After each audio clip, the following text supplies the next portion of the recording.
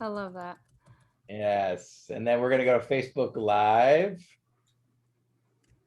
We're going to stream this here to the page and going live. All right. Hello, Facebook. I know we are now live. Yay. There we go. I think we're doing it. Still trying. Done redirecting. It says it's live on my end. I can see that it says it's live. So. Yeah, it says live on my end as well. It always starts long before the person who's putting it up there realizes. It's weird how it does that. Yeah. Well, welcome everybody to tonight's podcast. Tonight we are talking about co-parenting, and we have a special guest. Well, I actually have three special guests. So I have Terry, Celeste co-hosting, and then our hot seat special guest is going to be Brian. And let's see, how do you pronounce your last name? Just make sure. Jarchow? Jarchow. Oh. Jarchow. Okay. I've said it wrong every single time. Not Jar Jar. Not Jar Jar. For all my little Star Wars fans out there. I've been butchering your last name, Brian. Sorry. Yep. That's quite all right. Whatever you say, it's not as bad as what I heard in the Marine Corps. Sure. Yeah. They're brutal, aren't they? They can be brutal. All those services can be brutal. Yeah. So tonight we're going to talk about co-parenting and amongst other topics that deal with co-parenting. Tonight we have Celeste from Dallas. She's joining us, right? Yeah. She's regular on Wednesdays, and every once in a while she likes to come in on Sunday. I have to sneak in every now and then and get into the Sunday action. So, I think she wants to make sure she's doing a good job. She's kind of there to kind of. Or Monica can't come and they're like, hey, Celeste, you want to do it? And I say, sure. Or it could be that. I don't know. Maybe. That's true. We're like, come on, Celeste, join us. Sundays are fun. And then Terry from the Pacific Northwest, where all the crazy people are. No. The fun and exciting people. Never a dull moment. I do wear my birthday socks. Oh, there you go. With socks. Do you have socks on? Go. Tree huggers. Hey, don't touch me. In the winter, my feet get cold. And you wear socks. I do. I see. Yep, of course. Yeah. There you go. Well, awesome. In Western Washington, I saw people wearing Birks with socks. That's what I'm saying. That's what we used to do back in the 80s, early 90s in high school. Socks with Birkenstocks. That's how it was. Yeah. But I mean, when it's below 40 degrees, I want a full shoe and it's below 40 degrees. You know what? I did it in 13 degrees. Call me a warrior. Well, and you probably did it in 113 degrees when it was super stinking hot there. Did. Broke in my new pair like that. That's right. Yeah. Well, I mean, what I wore in Southern California in the 80s was high tops, basketball high tops with socks that got pushed down to the top of the high tops. Oh yeah. Because if you pulled them up, you were like, you're waiting for a beating. You had to pull them back down. Keep them down by the ankles or you wouldn't get a beating. So and you better be folding over those jeans and rolling them up a little bit so they're nice and snug. That's true. We used to call that pegging your jeans. Pegging your jeans. Yes. Fold it over and then you would roll it up. Yep. And you always say, Mom, can you get me the 32 length? She's like, but I thought you were 30. You're like, no, I need enough room to roll them up. I got to peg it, Mom. I got to peg them, so I need them a little longer. I can't relate to this story. I was in elementary school. That's right. As old people, we know what we're talking about. Oh, yeah. Yeah. So high tops, and and tank tops. Remember tank tops? Those are making a comeback. Or the puffy pants, the parachute pants. Oh, parachute pants, MC Hammer pants. Oh, all of it. Oh, you know what? If you really want to get crazy, how about those weightlifting pants that were like crazy pattern colors and they were real baggy? And then they had like the little Velcro, not Velcro, elastic around the ankles. The bottom. Yeah. Were those parachute pants? Or the parachute pants were the ones with the zippers? Parachute pant had zippers. Yeah. Okay. But So the like, ones you're talking about, they're like MC Hammer pants, but the MC Hammer pants had like the low crotch in them, so like by your knees. Got it. Yeah. So, well, do you remember Napoleon Dynamite? Do you remember when the Taekwondo guy had like the crazy American flag pants? Those were like the weightlifting pants from the 80s. Those were like. Okay. All right.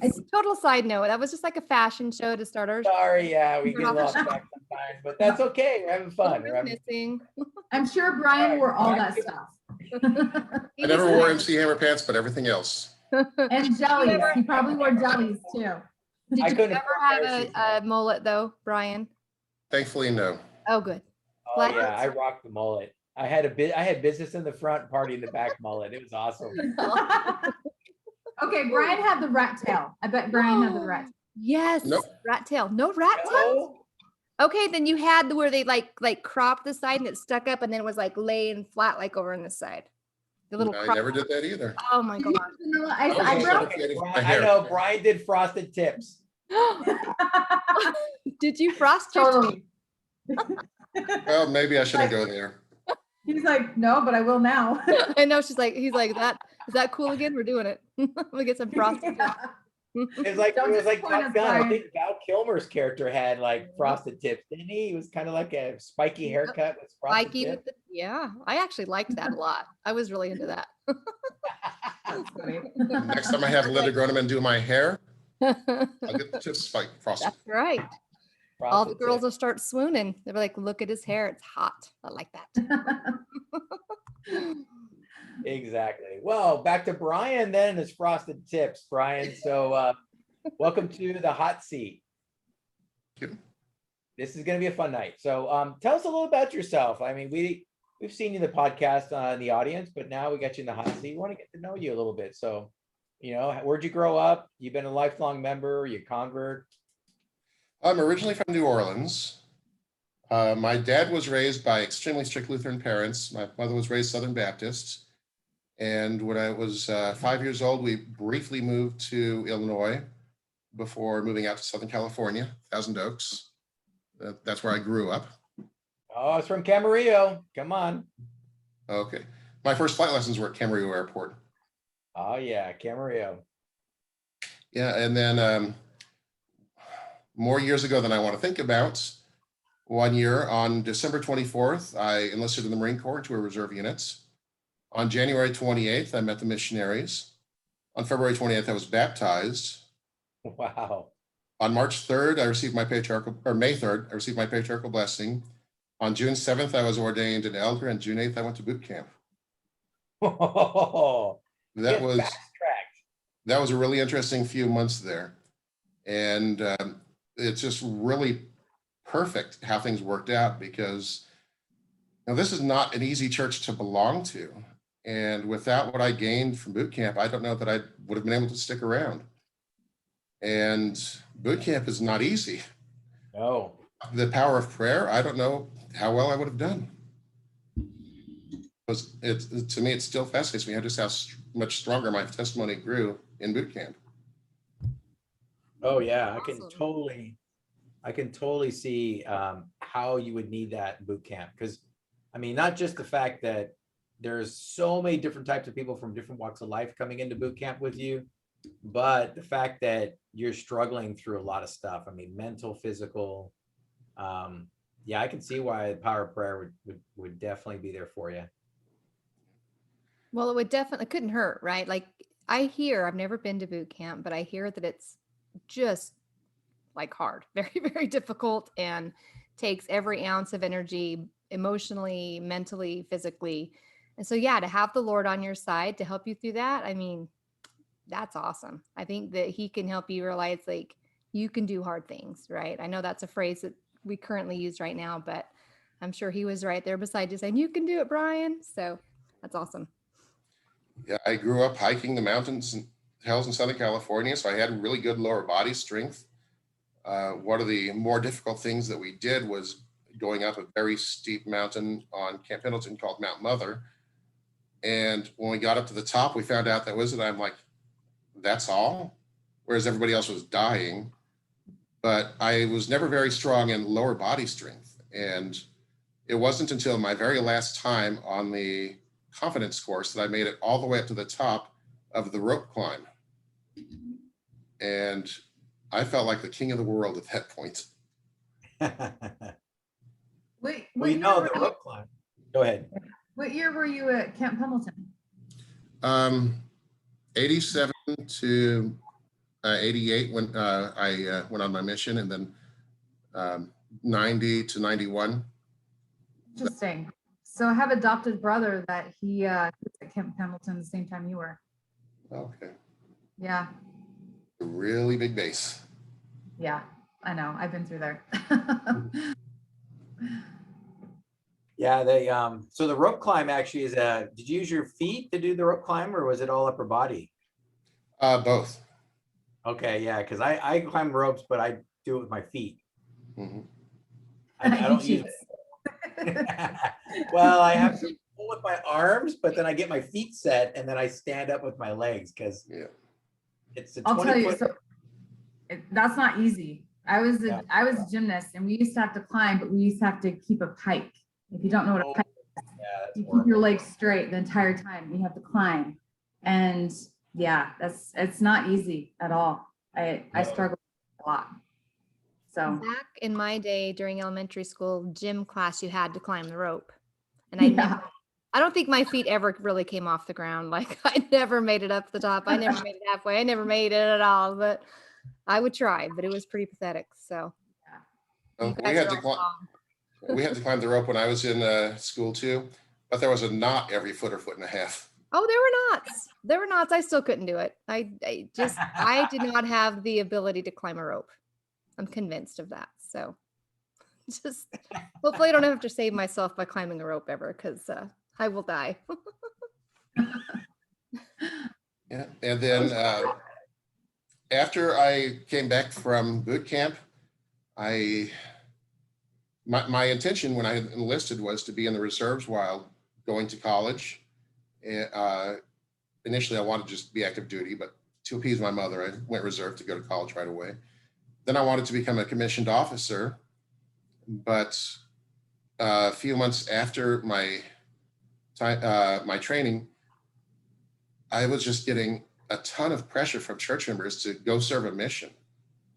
And I was 18 years old when I joined the church, so I thought that thing about joining a mission going on a mission didn't apply to me. And I really don't like it when people put a lot of pressure on me. So I was not about to do what they were telling me to do. And then close to a year later, when that pressure was finally gone, I started recognizing that I was being prompted to serve a mission. So my second anniversary of my baptism, I'd been out in the field for a couple of months in Indiana. Oh, wow. So when did you actually go on your mission? How old were you? 20. Okay. So did you do 2 years in the military before you did your mission? Is that correct? A year and a half. A year and a half? Okay. Yep. And then you went back in the military after your mission? Yep. I was on a 6-year contract, and I just was able to get 2 years away to go on my mission. And where did you serve exactly? All over in northern Indiana. Oh, okay. South of Bloomington, well, Indiana University is in Bloomington. A little south of there is Bedford. That was my southernmost point. And then LaPorte at Michigan City up by the lake are my northernmost point. I had a lot of really interesting experiences. It was really scary to me when I got to the MTC, and I was the only one in that district who was a convert. I was the only one who'd read the Book of Mormon even once. Yeah, that's sadly that's kind of not. I have so much more respect for missionaries today because they're so much better prepared. You would hope. You'd hope. Yeah, it's interesting because some go, they have the desire to go on the mission. They haven't read the Book of Mormon. They know the church is true. They have a testimony, but when they get there, it's kind of an emphasis. It's like, I think what happens is the reality sets in, and it's like I think the first day you go in, it's like, you're going out to tell people about the Book of Mormon, right? And you're going to testify to it. Have you read it and prayed about it? And I think that really settles into a lot of guys who are like, ooh, wait a minute. Maybe I should have read it. And so they actually crank it out really fast. There's guys who've read it before they left their MTC. It was pretty amazing. The thing is, it's kind of like if you have someone telling you about a movie they just saw, and they can tell you every detail of the movie. But if someone comes to you and says, hey, what about this movie? Tell me about it. It's almost like it's hearsay. It's like, well, I hear it's like this and it's like that. And I think when it comes to the Book of Mormon, like it's the same thing. If you're going to go out and teach it, you have to have read it, or else it's going to be all hearsay. And I honestly believe, I mean, you can have a testimony, but can it be solid if you haven't even read the Book of Mormon? I don't know. People are going to ask you, like, did you read it? And luckily you can say, if you've read it, you can say, yeah, I read it. And here's the interesting thing too, is that, so it's kind of a catch-22, because then I would teach people and I'd say, hey, how do you feel about all the stuff we're teaching you? And how do you feel about the stuff you're reading? And they're like, oh, it's awesome. It's great. We're like, well, do you want to be baptized? And they're like, well, wait till I read the whole Book of Mormon. And we're kind of like, so then we have to tell them, like, well, do you eat the whole pot of soup to know that the soup tastes good, or you just need a bowl of soup? They're like, oh, a bowl of soup, man. Did you know it tastes good? I'm like, yeah, because you don't really have to eat the whole pot of soup to know it's good. So we would tell them, like, read these items, and then, or just read these passages and then pray about it. And then they would get a testimony on just a little bit they read. So, it's kind of, I don't know. Yeah, when I was serving as an elders quorum president, I will never forget something that the missionaries in our ward told us. That is that there was a study done that the people they teach the discussions to, if they do not read the Book of Mormon, there's like the 2 or 3% probability of them getting baptized. But if they read through First Nephi, it's almost 50%. Yeah. Oh, that's good. There's a great power in the Book of Mormon. Well, yeah, the Spirit can testify of the truth as you read. Actually, my favorite missionary experience, I didn't even realize I was being a missionary, and it was a church member. When I was in boot camp, it was the first time that I was able to be around other church members more than just at activities. And I was just really enthusiastic. Hey, you guys want to get together and read scriptures or do like a family home evening? And one guy who's lived in the Salt Lake Valley, now he's up in Ogden, he told me years later that he'd gone through the motions, read the Book of Mormon like he was supposed to, read scriptures for classes and gone to seminary and all that. But when he saw my enthusiasm, that's what convinced him to actually read the scriptures for himself and build his own personal testimony. And I mean, he's served in bishoprics. He also served a mission. He's a great guy now. And I had no idea that just by having that enthusiasm, I was helping lead somebody to Christ. Oh, yeah. Yeah, you'd be surprised. Go ahead, Corey. I'm sorry. Oh, no, I was going to say, yeah, I mean, it's interesting that, like, in my job, I work around more members of the church in my job than I ever did in any other civilian job I ever worked at. So it's really interesting how many members of the church actually do serve their country. So it's kind of interesting. Yeah. What I was going to say, Brian. The FBI, right, Corey? What was that? Yeah. When I joined the church, the first counselor in my stake presidency ran the LA office. Oh, really? Yeah. And years earlier, when I can't remember his name, that labor leader who from Detroit who disappeared. Oh, Hoffa. Yeah, he ran that investigation. Oh, really? Yeah. So, well, he's buried in Giant Stadium, so he's one of the pillars. Allegedly. Wow. That's nice. Yeah. Anyway, I was going to say, and I know you guys got off on a little different topic here, but I was going to say to you, Brian, that I think when we're taught that we have the light of Christ and we have this kind of, I guess everyone has the light of Christ, but as a member, when we have the Spirit with us continually, like we do have this certain glow. I don't know if that's the term you want to use, but there is a light about us and people can see that. And so I think your light and your enthusiasm for the gospel was just something that his heart at that time just needed to see.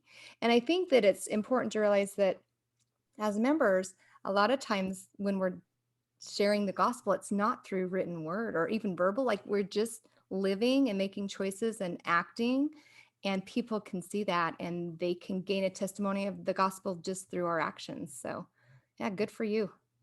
I know for me, when I started, I was more to the missionaries that just came across very genuine, and it wasn't scripted.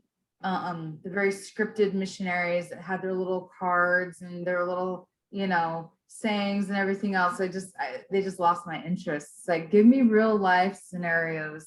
Give me someone who's genuine and you'll get my attention. Mm-hmm. Yep. It also took me 4 years to get baptized. So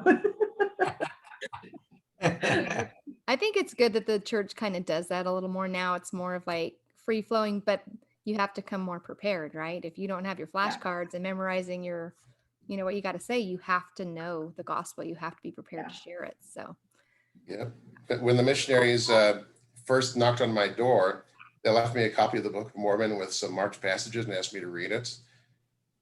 And for the second time in my life that I know that I was being prompted by the Holy Ghost, although I didn't know it at the time, I just would constantly have the thought that they're going to come back and ask, and you told them you would, so you better start reading. And it's really that reading the Book of Mormon that gave me a testimony of the church. is that when you decided that that's something that you wanted to do, that you wanted to join? What was the final decision?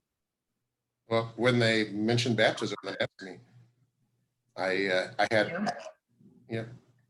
didn't even know that baptism was necessary at that point. Yeah. wow. I mean, outside the church, baptism is a nice thing to do. So many people believe that when you feel the Holy Spirit, that is the baptism of fire, and that's all you need. So there's a lot. Yeah, my friends used to call me the goody goody. The Mormon kids and everything else. And my parents just raised me strictly. And I had the fear of my father and fear of my mother and didn't want to screw up. So the missionaries called me a cake mix Mormon. I just needed the water. That's awesome. I like that. Yeah. I think Miss Mormon, I like that one too. Cake makes Mormon. I'm like, yeah. Yeah, just add the water, add the baptism, and she's good to go. She was like, all right, I'm ready. I was like, we're swimming. My only question is angel food or devil's food? Definitely not devil's food. I'd actually take devil's food. I like it hot. My skin's brown, so there could be a contrasting going on. What about carrot cake? I mean, come on now. That can fit in there too somewhere. I'll eat carrots, but carrot cake, I don't know.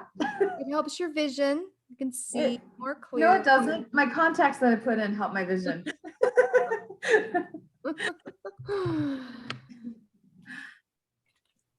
So going back to what Celeste said about, I had an interesting story. So I was in the Southern Philippines and we were down there working, and there was a member of the church that was down there he just kind of wandered around, but it was in a really, really bad area of the Philippines, right? A lot of terrorist groups. And so there was a terrorist group like targeting him for kidnapping. And we got some report about it. So we were like, let's go out and find this guy. So we go out and find him, and we're trying to convince him like, hey, you need to go home. You're being targeted, you're under surveillance, and we got to get you like back to the States. And he's like, oh, I'll be fine. Nobody's going to bother me. And just kind of being stubborn. And so eventually we told him, we said, hey, you're going to be at the airport tomorrow. We've got a ticket lined up for you. You're going to get on that plane and you're going to get out of here. So we'll see you at the airport tomorrow. So we kind of got the local police to kind of help us kind of get him over to the airport, kind of escort him. And so we get in the room, and then the guy's sitting in the room and he's looking at me really weird. And he's like, hey, can I ask you a question? And I said, sure. And he's like, are you LDS? And I said, yeah, how did you know? He's like, because I could see it in your face. Yeah. I said, well, are you LDS? And he said, I am too. Yeah. And so it was kind of interesting that in the middle of like kind of a crisis mode for him and me, and kind of in the middle of like the Southern Philippines, here's this guy who's like out of the blue, just like, are you LDS? I can see it. Really weird. So yep. So funny, because I've actually wondered that too. Like I used to get asked that all the time before I even joined the church. Yep. They give me like stuff like, you don't swear a lot, or you have a Donny Osmond smile. I mean, I love it compared to a man, but I was like, really? I can't even that was my prompting. Donnie. You're right. No. No. Donny Osmond smile. I love that. It was so weird. I don't get it.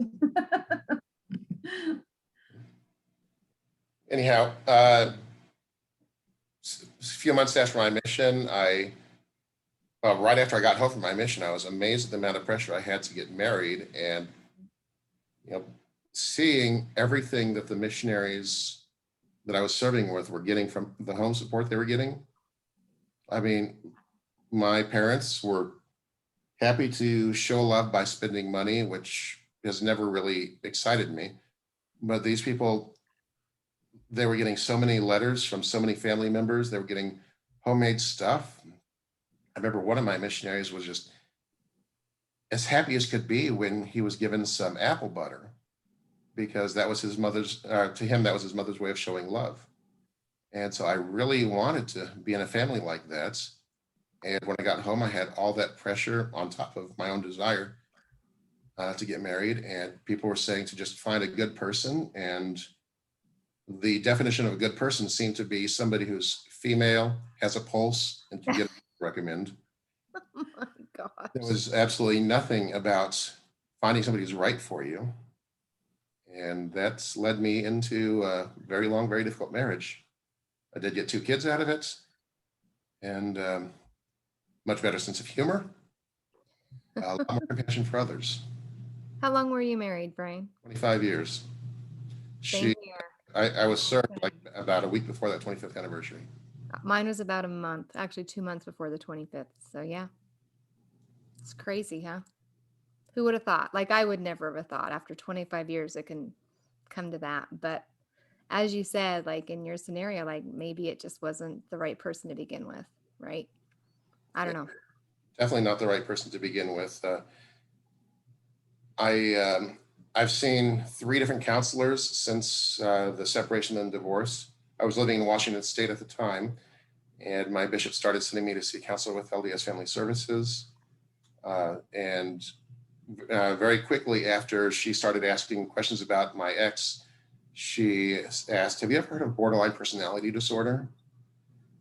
And then when I moved out here, my bishop again sent me to LDS Family Services till I had insurance and I could get my own counselor. And I didn't want to bias them by telling them what the other counselors had said. So, but each one's coming to the conclusion. And that just made life very difficult. But I guess it helped me become a much stronger person. Yeah. I mean, I think all of us have, it seems as if a lot of people have challenging exes that have an emotional challenge. And it's sad, but the thing is in the end, we can still learn from it. We may never want to return to it. We might want to make sure our next spouse has not got those same attributes, but we can sure still learn from the experience. And it sounds like that's what you're saying. Like you learned a lot from it, but probably wouldn't go back to it, I'm assuming. I probably viewed my divorce and my situation totally different than most people do. And I'll just admit it. I actually viewed it as it was a way for me to become a better person and how to treat people differently and learn to stay strong. Yeah. And it always amazes me the high quality of people that I've met since my divorce. Those of you who started this group, Terry with 35 and Wiser, Tara with the Bash, amount of stuff that people do to help one another. Yeah. I've met the best people in my life since my divorce. And I'm not sure that I'd ever want to trade that for anything. I think that each of us bring our own strengths with us because like Terry said, like you become stronger and you learn so much more and you realize what you're capable of when you go through hard times. And I think it gives us compassion. And I think that that's why within the LDS Singles Groups, you do find a lot of supportive people that really just want to reach out and ensure everyone feels that they have someone to listen to or to have listen and to befriend. You know, of course, there's the ones that are out there stirring the pot, but for the most part, I think everyone is like, you know what, we've all been through a lot. So let's just be kind and supportive of each other. And yeah, Terry and Tara, they both have amazing things going on that have helped countless people. So yeah, I agree. And this Flameless Fireside helps a lot too. Well, I hope so. We hope so. Yeah, We've had some people say it has, so that's good. I've had conversations with Terry and others about how little support people get when they're divorced or when they're divorcing. I think that being the middle of a divorce is about the worst place to be, because the couples won't have anything to do with you since you're not in a close relationship, and the singles won't because you're not divorced yet. But that really helps those of us who are single just get together much more tightly. Yeah. Yeah, there is kind of this like gray area, I guess, where you're like, I don't really quite know where I fit in. You know, I mean, for me, it was kind of like, I have kids and that keeps me busy, but you know, what about everyone else that they have this custody pull and everything else? But yeah, there definitely is a gray area that there's just not really a whole lot. You're in limbo of sorts. So. And I think with COVID, it probably intensified that. Now I became single during COVID, so I don't know what it would have been like prior, but I can envision now that it's kind of getting out of COVID and I see all these kind of activities and groups starting up. I can see that it was probably difficult for someone to already be single and then go into COVID and like everything disappears, all your support groups really, and everything became probably online. It was probably really, really tough transition. But at least there were things out there that online was available. I wonder what would have happened back before the internet, like those who would have felt totally alone, like totally lost. So yeah. So Brian, how long have you been divorced now? Officially divorced almost 3 years, but okay, the separation divorce lasted 23 months. Yeah, because I remember when you first came in and joined the group. So yeah. Yeah, I was having a real hard time then. Maria, are you joking? I wasn't quite sure if you're like being sarcastic, if you're being legit, like, yeah. No, I was really having a hard time then. I was just really struggling, especially with the loneliness. Right. And of course, the rejection that you feel when you are divorced. Mm-hmm. When you're, my ex, about 2 months after I was served, or maybe 3 months, she posted an engagement announcement. And I know a couple of people, 2 people who were both widowed and divorced. They were widowed, and then they had a rebound marriage that was really bad. And they have said that the divorce was worse because the person who died, they didn't have a choice. But the person who turned out to be abusive or adulterous or whatever, they had a choice. Right. Right. Because 3 months after, you said 3 months after your divorce that she got remarried?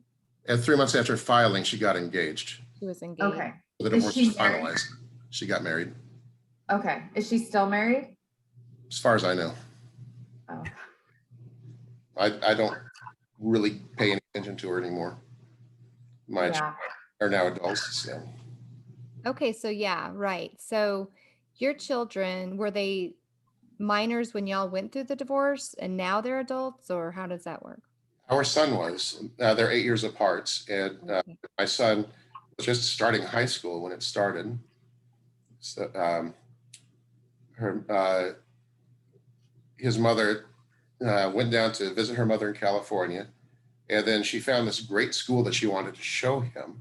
And I thought she meant university because, I mean, first year of high school, we were already talking about that with him even before. And so she takes him down there and then announces that she enrolled him in a private school and that she's going to stay there and file for divorce. The private school, fortunately, she kept a really tight leash on him, but he would stay there for quite a while, a couple hours after classes were over. And so he would regularly sneak into an office and give me a call. Aww. For a long time, that was our primary communication. After school, sneak in a call to dad, huh? Yep. So when I was at work, I would be very careful about my scheduling myself at certain times, about 4:30 or 5 p.m. here. made sure that I just didn't have any meetings, that I just had emails and research and stuff like that to do. So how did you handle, because that sound, not only did you have to deal with the divorce, which is a betrayal sometimes, I mean, like it feels like you were left behind. So how did you not only deal with the divorce, but her choice to relocate the kids? And like, because that almost feels like your whole world is just left.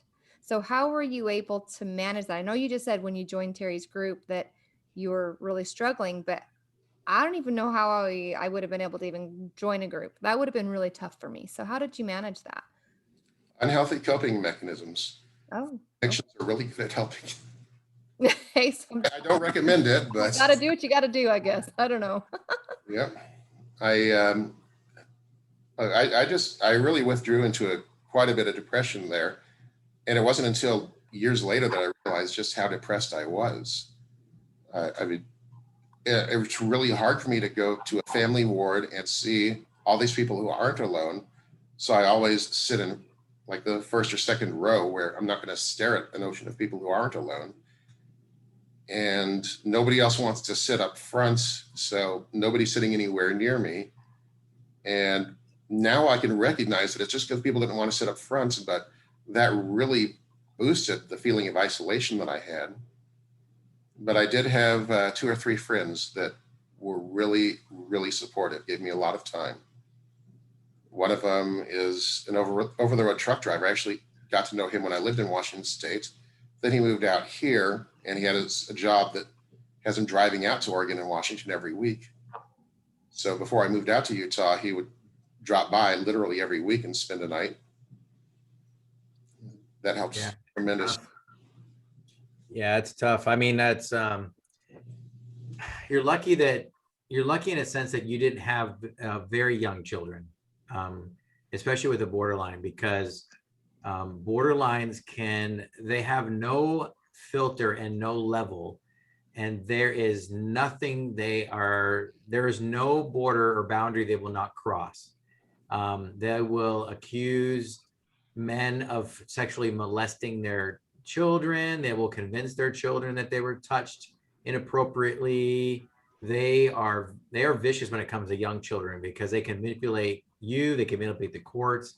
It's I mean, I know we all laugh about the whole hot crazy matrix that, they talk about the hot crazy matrix video, but they're really describing these dangerous women, these borderline women that, will cook the bunny in the pot and key your car and get you arrested with the police. And, it's just, I mean, there are some really dangerous, and I don't just say women, I'm saying women just because you and I are talking and we're both men, but it can be very, very dangerous.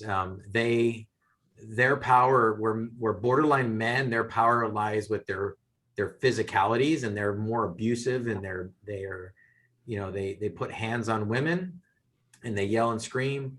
Women don't have that same physicality, so they use their manipulation, they use the courts, they use the legal system, they know how to hurt you. So if they want to take your kids away, they will use every means necessary, especially if you're leaving them. They will make you pay. And sometimes the children are the ones that actually pay because they become the pawns in their game. So I'm just glad that your kids were older. My kids were older when I went through it. So when you have not been in an abusive relationship, it's really easy to ask somebody who is in an abusive relationship why didn't you just leave? And trust me, I really wanted to leave, but I had absolutely no doubts that if I did leave, she would do everything in her power to make sure that I never saw my kids again. Well, that's true. And then here's the other thing you got to worry about is you're leaving your kids with that crazy person. Like, you know how they are. And for years, I shielded my kids. Like, and that's what the therapist had told me. She's like, you shared a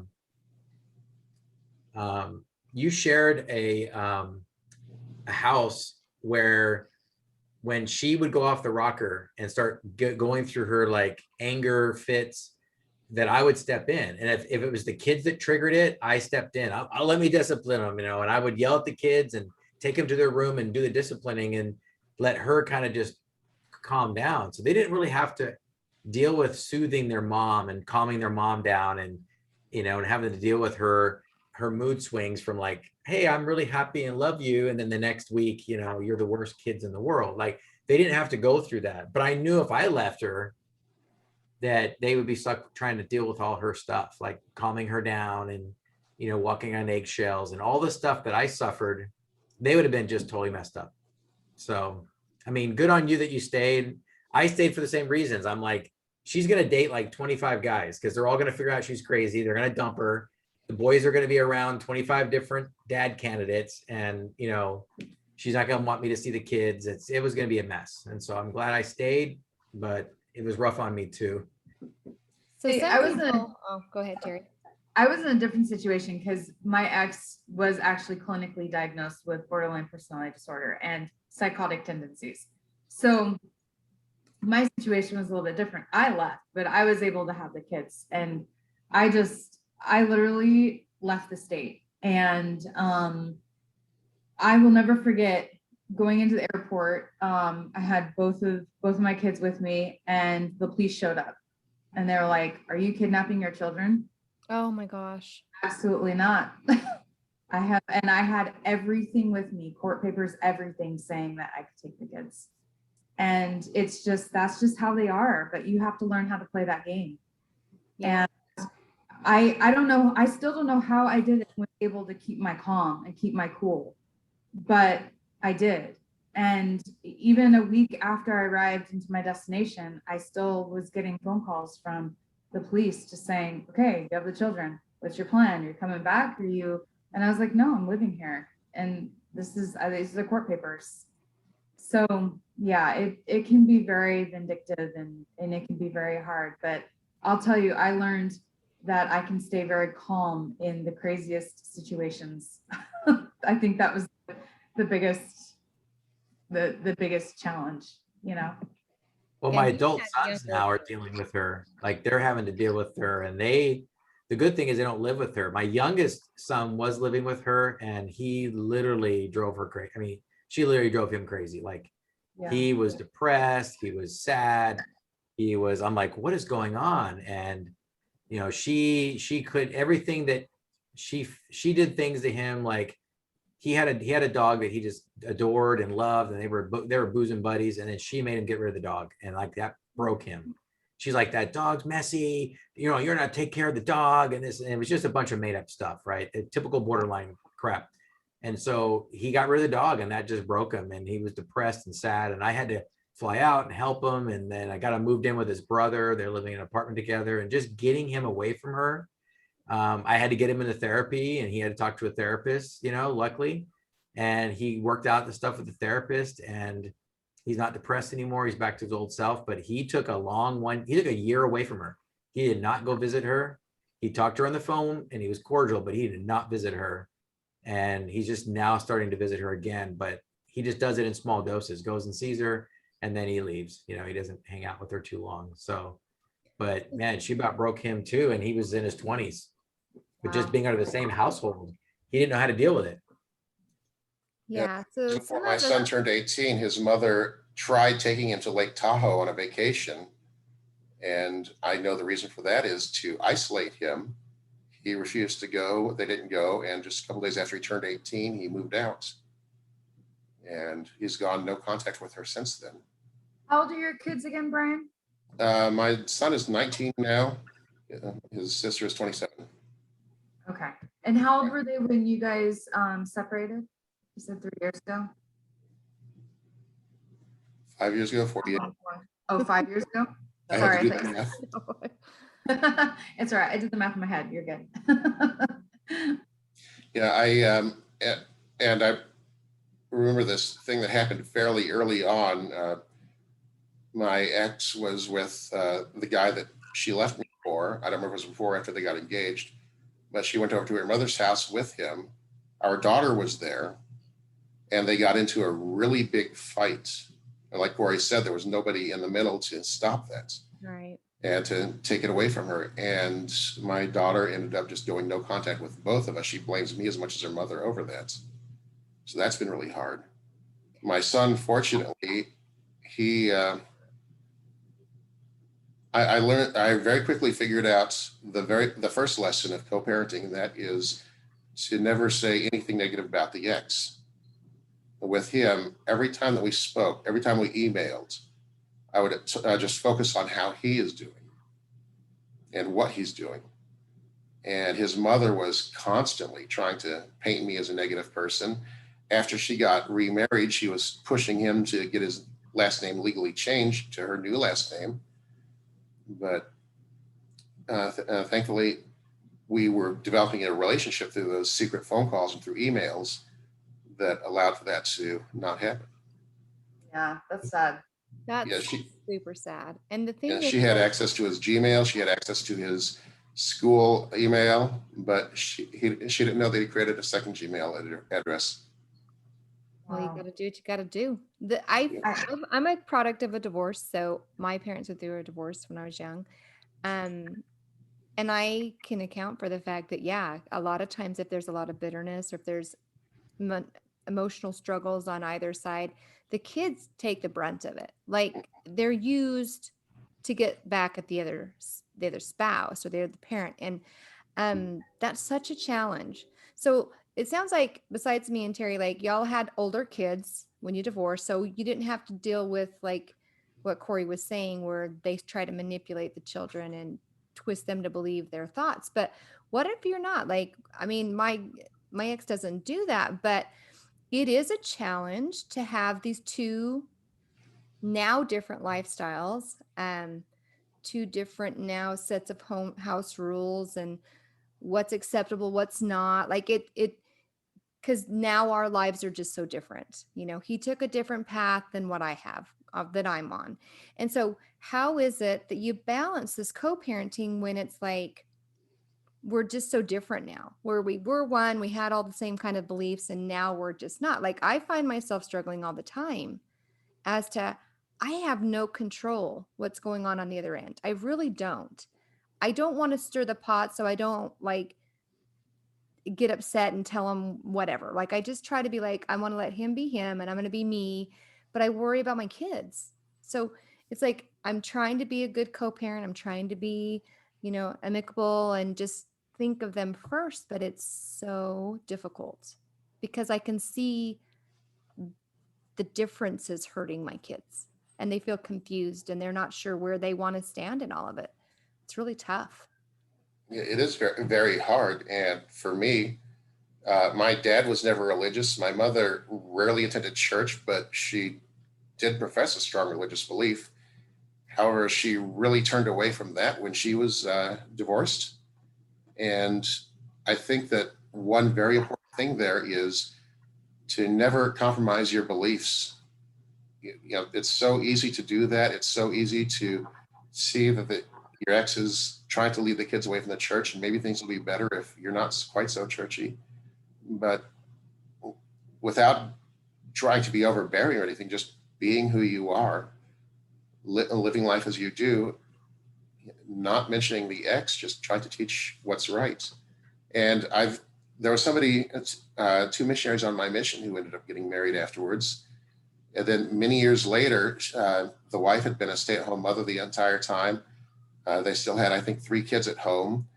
He was serving as a bishop, and he got a job where he was dealing with tens or hundreds of millions of dollars, and his ego just skyrocketed. He ended up having an affair while serving as a bishop and then left her. And when he left her, and he was excommunicated, of course, immediately he starts trying to turn the kids away from the church. And that has been a real struggle for her. It's, the world is very seductive. It's so much easier to not be a member of the church, even though it makes struggles of life more difficult, I think. Yeah. But by continuing to be strong in the faith, she's been able to lead them onto a path that will bring them back to the church. Yeah, I agree. I feel like I'm trying to do that. I'm trying to ensure that I kind of create my home as like the eye of the storm. I kind of envision it that way so that when they're here, they do feel a safety or the peace.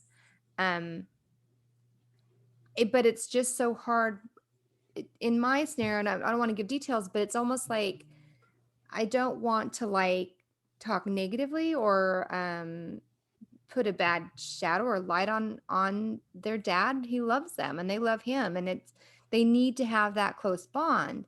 But at the same time, it's like, but I still have to teach truth. And so it's hard to balance those two when sometimes the truth might cast a bad light on the other spouse, right? And so it's really, I'm really struggling with that. And see that. but I'm trying. I mean, I'm struggling, but I'm trying.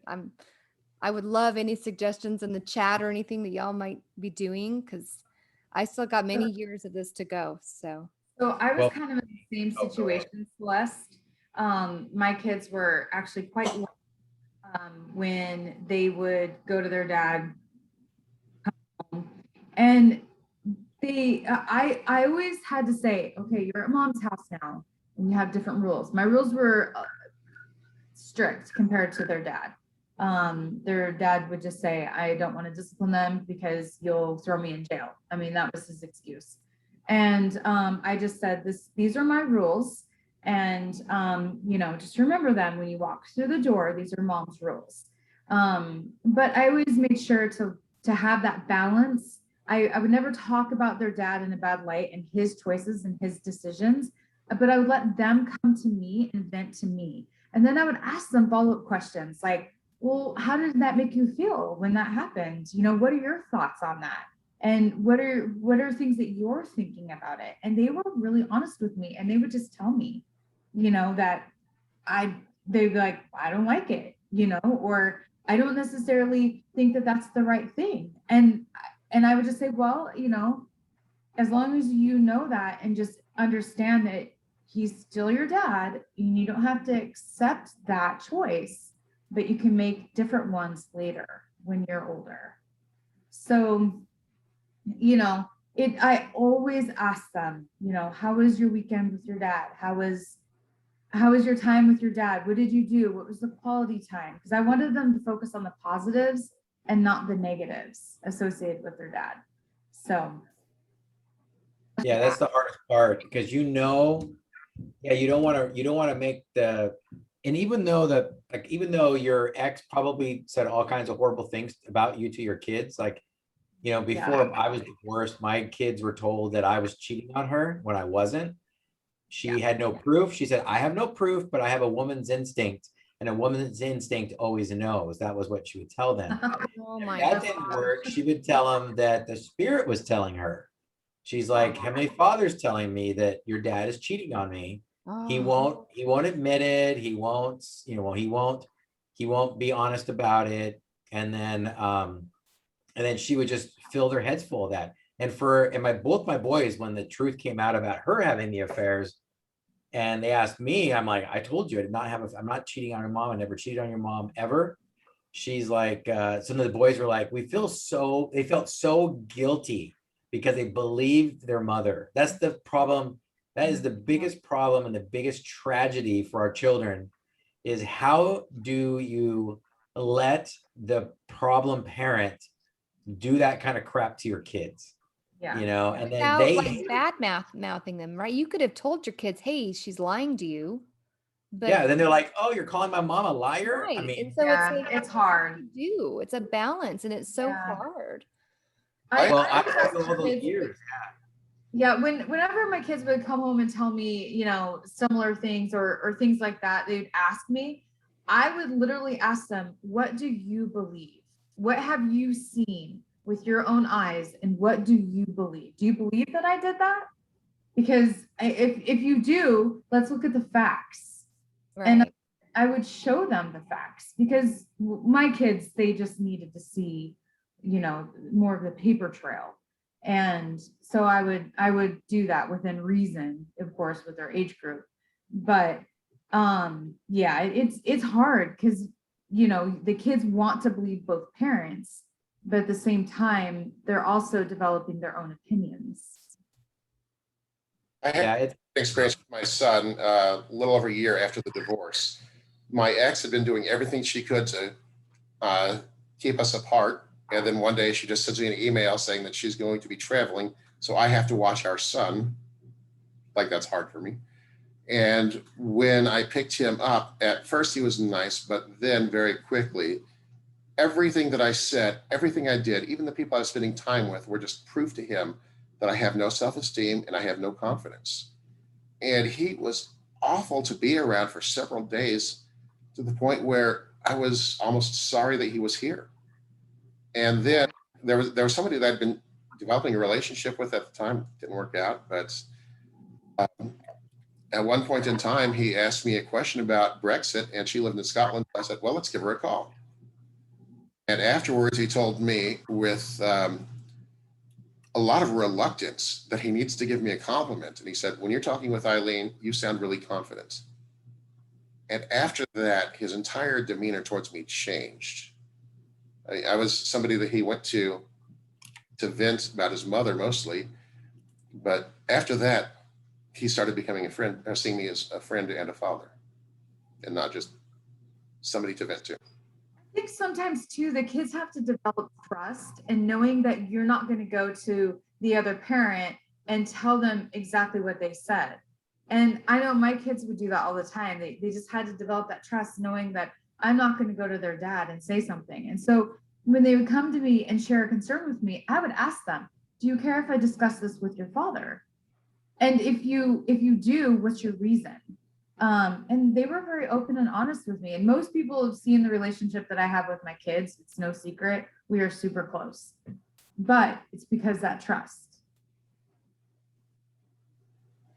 Yep. I was in a situation just recently where, kind of like you, Terry, where I had to kind of be like, listen, I don't feel like I should have to defend myself, and I'm not going to sit here and say bad things about your dad.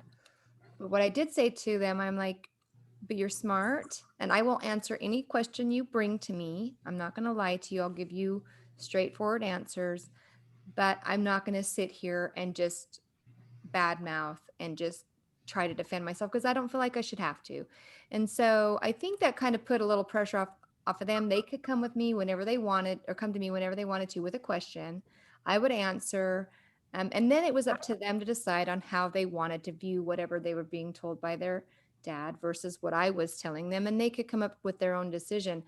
But I could see, and I still see, that it's a challenge for them. Sometimes it really is hard for them to kind of find their way through it, because they love us both and they respect us both. And how can these two people I love and respect have totally opposite views on something, right? And so it's tough on them, but I don't ever want them looking back and feeling like I was saying they had to believe something, and or that I was bad mouthing their dad or whatever. But it puts me in a hard spot, because I just want to like just defend myself. Nobody wants to be lied about, right? So yeah, I think also my situation is a little bit different as well, because my kids were fairly young, but they were really young. But I ended up my ex just kind of stepped out of their life, and so I was pretty much the sole parent at that time. And they would go visit him, maybe like a couple weekends in a row or something. And so I think my situation was there wasn't enough time to develop all of that until they were older. And when he moved to Wyoming, then it was like, hey, we're going to go spend 6 weeks at dad's in the summer. And then they would come back and say all this stuff. And that was when I was like, whoa, this actually happens, So yeah, it's a hard situation any way you look at it, but it's just all about how we can approach it as parents, right. Well, like with me, I didn't even know they were saying bad things behind my back. That's the problem, is that borderlines are constantly recruiting allies. Yeah. They're constantly recruiting allies. You have no idea. In fact, my ex took a trip with my mom, like a road trip up to Reno. And she's like, yeah, I want to go up to Reno and visit your family. And on the road trip, she's telling my mom, I know Corey's cheating. I know he's cheating on me. I don't know how to fix it. I don't know how to stop it. And my mom's like, that doesn't sound like my son, but if he's doing that, Joanna, you need to talk to him. And she's like, I know he's doing this. I know he's doing this. And And my mom was just kind of like, and then she never told me that she was saying that stuff. So my mom didn't buy it. She's like, she's just, something's going on with her. My boys were afraid to come to me and go, Dad, stop cheating on mom. Like, they're like, they don't know what to think because they see how I am every single day. But their mom is telling them I'm this creep who's cheating on their mom. It's And like, why would their mom lie, right? Like in their mind, they would be thinking, why would mom say would something? never lie to them. No. Right. Yeah. And that's the hardest part. And then, so how do you tell your kids when your mom acts a certain way, ignore her? Like, how do you say that? Like, how do you say when your mom is saying like, do you know what your dad did to me 20 years ago when we were married? Like, I mean, how do you stop that conversation from happening, which is probably made up? And that's the thing. That's why I think a lot of us feel helpless in those moments because we can't control what the other person's saying. We can't control what they're doing, how they're handling things on their end, what they're saying, any of it. And I think that, like Corey, like when you're in the home, you can shield and you can kind of maneuver the situation so it doesn't affect the kids so much. But when you're out of the mix and you're not a part of it anymore, like you're helpless. And I don't think that there's anything worse than being a parent and feeling helpless to where you can't defend your kids. It's a really horrible feeling. In any situation, feeling helpless as a parent. Just after my daughter graduated high school, she had appendicitis that turned into a burst appendix. And I'm amazed at how tough she is because I'm told that appendicitis is extremely painful. But afterwards, she just was getting sicker and sicker. And then my ex is an RN and did not pick up on this. Oh, wow. A week later, before she was taken to the hospital, and after this emergency surgery, she was in the hospital for over a week. About three days after the surgery, she just kept looking worse and worse. She looked like she was dying. And I cannot imagine anything worse than the helplessness I felt then. Yeah. But one of the things that helped me prepare for divorce, I'm an elder, so I should never have had the assignment, but I was assigned as a home teacher to a family where after about 3 months, the husband left and they filed for divorce. The oldest kid was, I believe, 15 at the time. The youngest was 3. And the guy was abusive to the point where he was only allowed supervised visitation. But the mother still encouraged them to build a relationship with their father, and just knew that he'd probably tell lies, but building that but her encouragements to build relationships, get to know both of us, the kids were able to figure it out, and it also really helped them to get past the resentments, because there will be a lot of resentment in any kid when their parents divorce. Yeah. And I think that that's one thing that kind of, now don't get me wrong, I'm just talking about one specific part of like this whole co-parenting thing with my ex, because generally speaking, like everything goes fine with payments and exchanges and whatever, but the 2 different lifestyles is where my challenge is. But the thing is I feel like in that scenario, like truth is going to come out at some point, right? At some point in time, even if it be afterlife, like truth will be known, and they will have those moments, like Corey was saying, where his sons felt so bad that they had believed, but why would they not believe, right? It's kind of like, so sometimes it's like we have to realize, I don't know what's being said over there. I don't know exactly what my kids are going to believe or not believe, but I do know that if they do believe lies, if there are lies, at some point in time, that will be revealed. Now, it doesn't make it easy to deal with the in-between, right? Dealing with it, but that kind of gave me a little bit of peace, just knowing, well, at least at some point the truth will come out.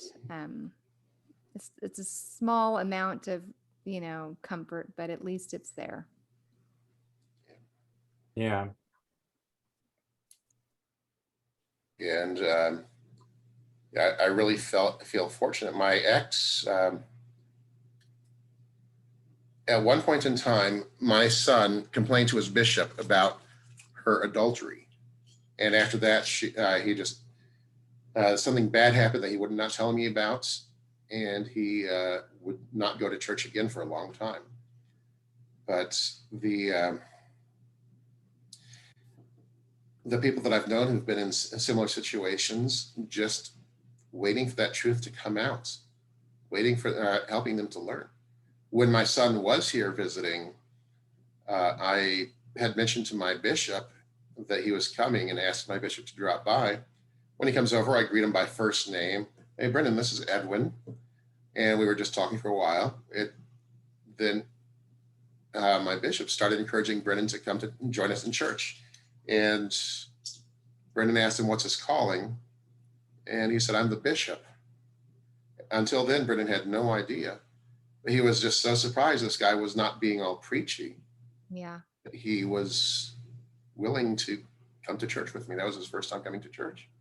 Wait, what's your son's name? Brennan. Oh my gosh, I have a Brennan. I told you. I must have missed that. With an A-N? Ian. Or no, A-N. B-R-E-N. Oh, I was like, Brennan. I spell his with an E-N. Dang it. We're almost there. And I mean, so many people will try to get the children to take sides. I mean, I see Tara here had made a comment that her ex was telling the kids that she was a hypochondriac when she was dealing with cancer, of all things. You know, you do not need to try to prove to the kids who's right, because the truth will eventually come out. And the truth is usually the one that's trying to prove the other parent wrong is usually the one that has the issues, the one that might be the one who's in wrong, right? So how did you guys, any of you struggle with actual custody? I know Brian, obviously you did. She actually took him to a different location. So I know a lot of parents are struggling with that. They don't get the court ordered time, or they don't get to see their kids as much as they'd like, or maybe there's scenarios where the other parent won't come and take the kids. I mean, that's just as painful as you never getting to see them. When it comes to the kids, like, how do we manage those type of situations for these little ones that are honestly, they're just innocent, and yet they always end up seeming to get the short end of the stick on all of this? So my situation, I had full physical and legal custody of both of my kids. So I never had a custody battle or issue. What I would do though, the courts actually advised me against allowing him visitation, which I felt was actually wrong. I allowed the kids to make the decision whether they went or not. So I just would ask them, hey, your dad would like to have you for, a night or the weekend. What do you guys think? And one kid would usually go and the other one would stay home with me. So I never really related to that. I would ask the kids, hey, do you want to go with your dad for Christmas? Do you want to stay with me? I would never, ever tell them they had to. And I would tell them too, don't worry about mom. Mom's going to be fine. Right. Just make the decision for yourself and what you want to do. And the kids would always want to sometimes split it, but most of the time they don't want to stay with me. Did they get any type of backlash from their father? Like, was it, you never want to spend time with me, blah, blah, blah? Because that can be just as harming as you saying you've got to go, right? So yeah. And my son would take a lot of the hit for his sister, and he would just say, look, if this is the way you're going to make us feel, we're not going to want to come see you at all. So he was able to speak up and tell his dad, look, you're wrong. Don't say this to me. But it was still hard for him. And sometimes I'd have to text their dad and just be like, this is their decision. This is not me saying anything that you think I may. I'm solely leaving up to the kids, So yeah, I didn't really have a nasty custody battle until my daughter was like probably 14 or 13, and he tried to get full custody of the kids. That was really why? So you didn't have to pay child support or something? Yes, that actually was why. Oh my gosh. Yeah. But that is one thing. I mean, actually, there's a lot of things. My ex has been overly generous to where because he wants to support his kids. He wants to make sure they have a wonderful life despite the situation. So that I don't have any stress with, which is a huge blessing because I've got other areas that are a struggle. But the payments, support, child support of children, having to pay, maybe you don't make a lot and you've got a whole bunch you have to pay versus maybe you're the custody parent and you don't get what you're supposed to have. Like that's another huge thing. And how do you manage the money when it's like this? Again, it's a tug of war going on. Did Yeah. any of you guys dealt with that? Managing money can be really difficult. I really believe that my ex was trying to break me. She was just trying to destroy me. She got a child support order so high that if I did not work overtime, I would have to choose between paying a full tithe and paying my bills. Fortunately, I have an incredibly supportive boss who allowed me to work all the overtime that I needed. So I was able to pay the child support, pay my tithing, and save up enough to go occasionally visit him. But again, I never had said anything negative about his mother. He is observant enough that he was able to figure it out. When kids do get old enough, they will be who's right, who's wrong, who's lying, who's telling the truth. Very true. And then you have to be there to help them deal with that transition because that's a harsh reality to come to grips with, you know. So That's when therapy really does help. My kids have been in therapy through this entire thing, and I'm glad. Yeah. And even if your kids don't want to go to therapy, go see a counselor yourself. Talk. The counselor can help your kids. Yes, that is true. And I think the way that Terry said she was handling it, asking them how they're feeling, and then you would probably reflect what you heard back from them like that, even though it's not really therapy per se, like in a room with a therapist, but as we try to institute those type of communication skills with our children, that can actually help them tremendously when they're trying to deal with all of these emotions from all the different changes in their lives. So yeah, therapy, amazing. Learned too that had come up in therapy a couple times was the kids actually wouldn't tell me what their dad was saying to try and protect me. And so then it became this emotional warfare that they were having. And so it was kind of nice to have that outlet for them to be able to go to a neutral party who didn't know both parents, and they were able to vent and talk about this stuff openly. Yeah. And actually, I think sometimes if it is somebody who doesn't really know, like that is the safest place because there's not opinion, there's not preconceived notions or whatever. Like it's just a clean slate. Mm-hmm. Yeah. Yeah, it is. That if you're trying to get your kids to talk to a counselor or actually taking them, and the kids are getting so much negativity from your ex, that will really help them to see who's the problem. But isn't that, I almost feel like there's a part of me throughout my whole scenario that I've dealt with for like a total of 7 years, maybe 8 now, but there was a part of me that I honestly felt like I will do whatever I can to shield my kids.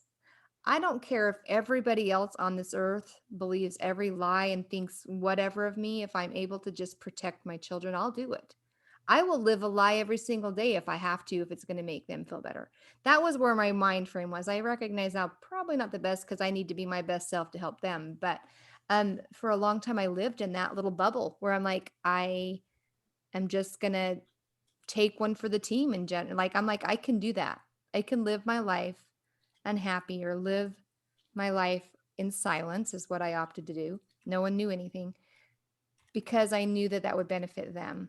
And I did it for many, many years. And looking back now that we're divorced and everything's come about anyway, I wonder if it was all for naught. But at the moment, I just felt that's the only option I had because I just really did not want them to have a broken home.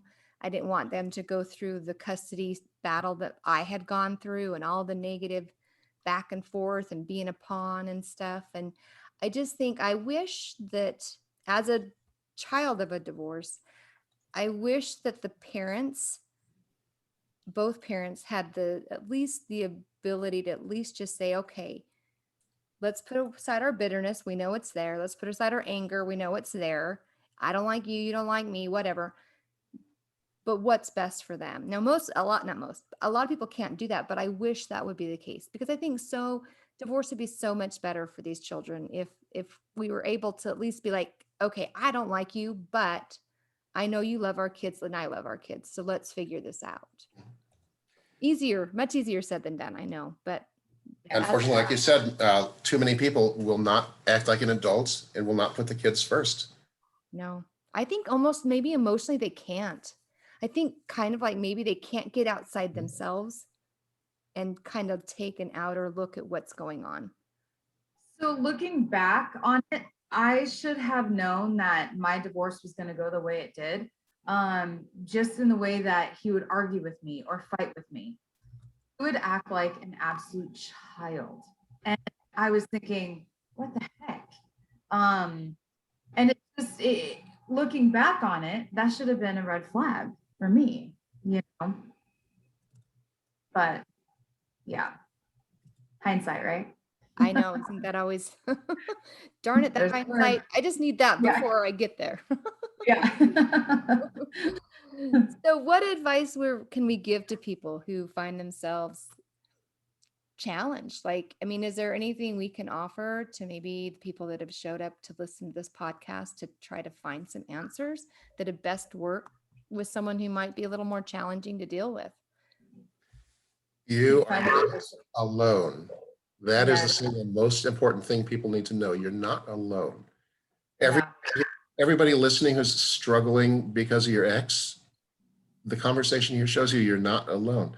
Reach out to any one of us. Yeah. Celeste can be scary to reach out to because you might get invited to be in the hot seats. Yeah, if you sound like you have a really interesting story, you might end up on the show.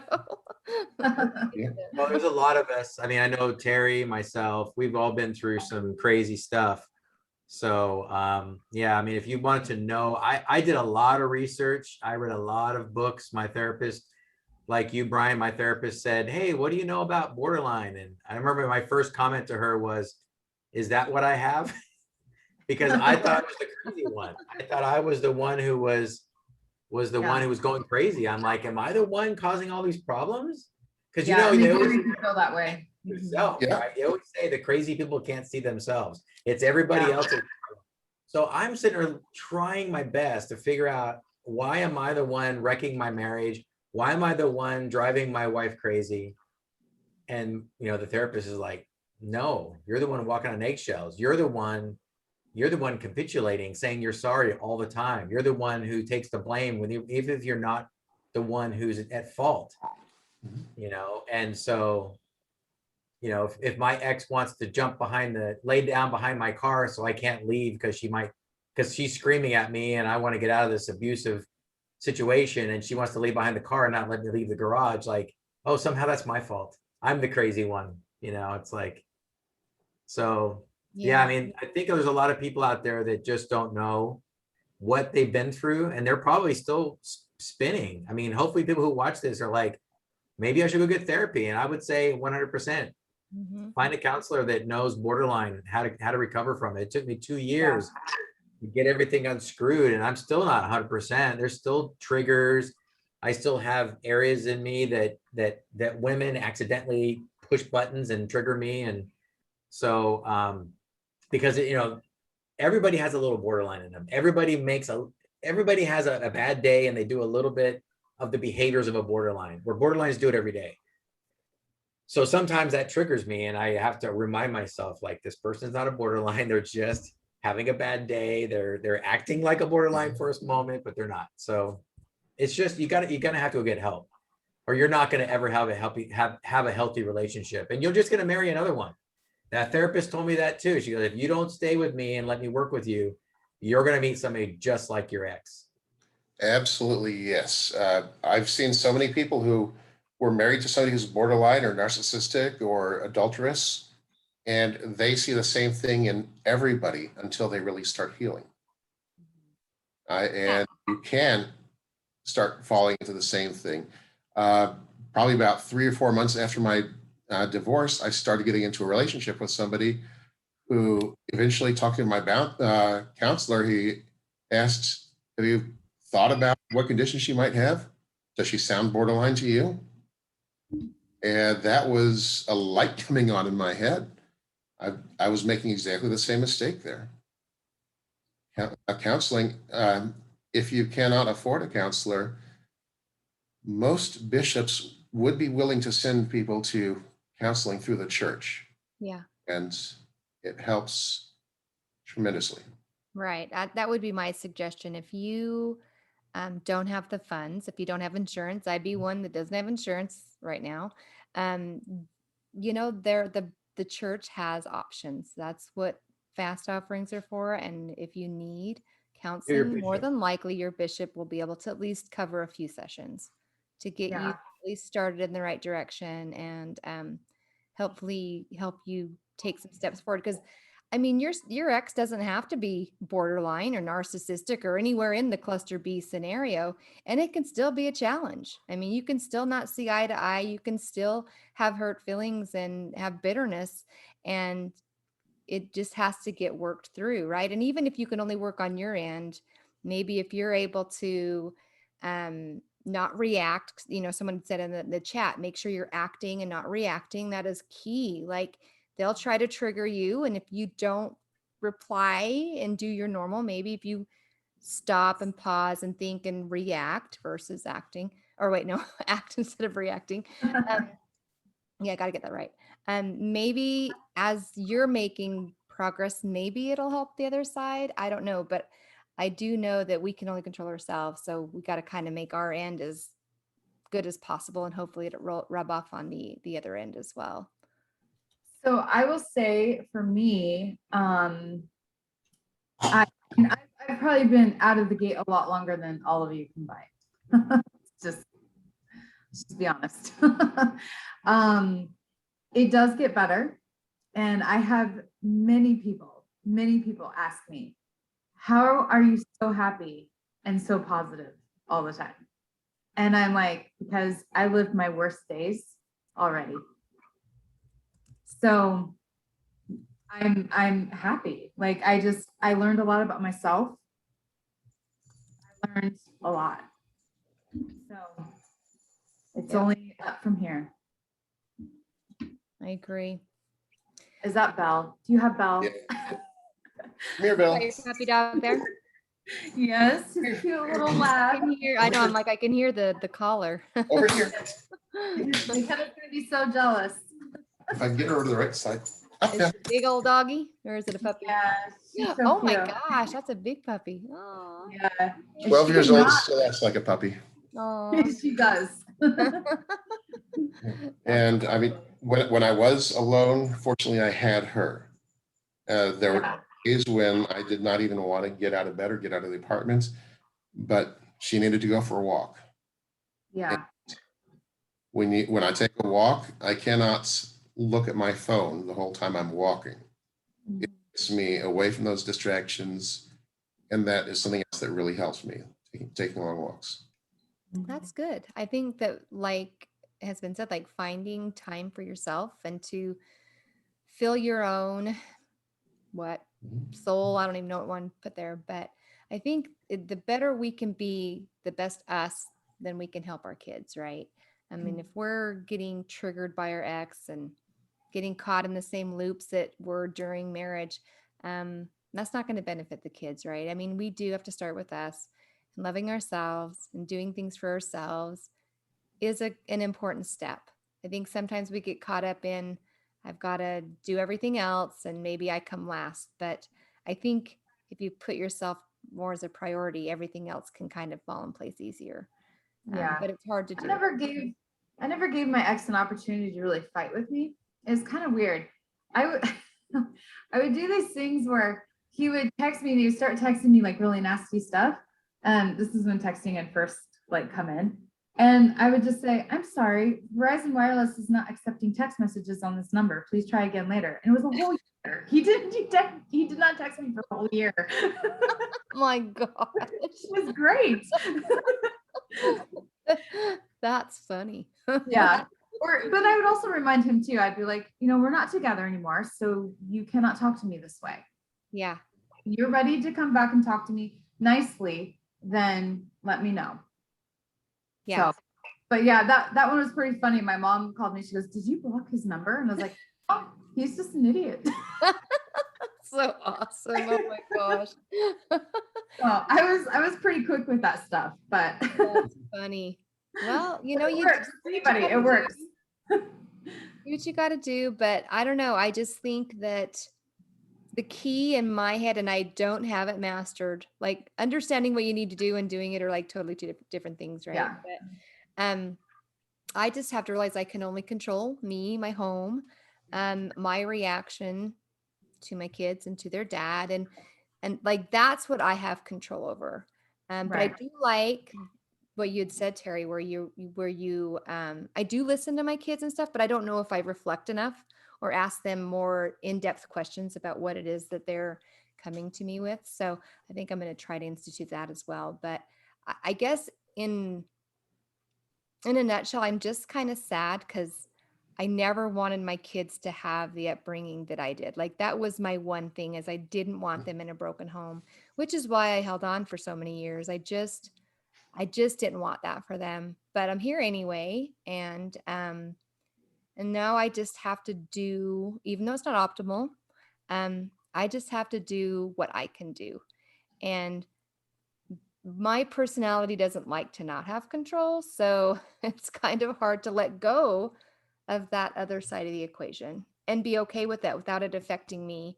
Because if it's going to affect me, it'll affect them, right? It's just kind of a chain reaction. But that's what I'm striving to do. I'm not optimal at it, but Yeah, it that's gets my easier as you attempt. go along. What was that? So it gets easier as you go along. I hope. At first, it's kind of like riding a skateboard down a really steep hill, but then when you get to the bottom, you're good. It starts leveling out, and you're like, I totally got this. I should Until you put on find some that knee pebble. pads at the top, though. There's grass at the bottom. Woo! And even if you do fall down, you can get back up. You Yeah. can. You Uh, can. I skateboarded a lot as a kid. I've got the scars to prove it. Good. Little prep. The scars healed.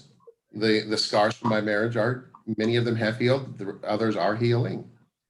And every time I fall down, I mean, sometimes I just want to sit around and cry for a little bit, but I'm able to get back up. And that's okay. Like, I think it's because Yeah. there was a point in time where I told myself, you will never cry again about this situation. I'm so sick of it. I'm not doing it anymore. I'm not going to give that control to the other side of the equation. But I've come to realize I still need that.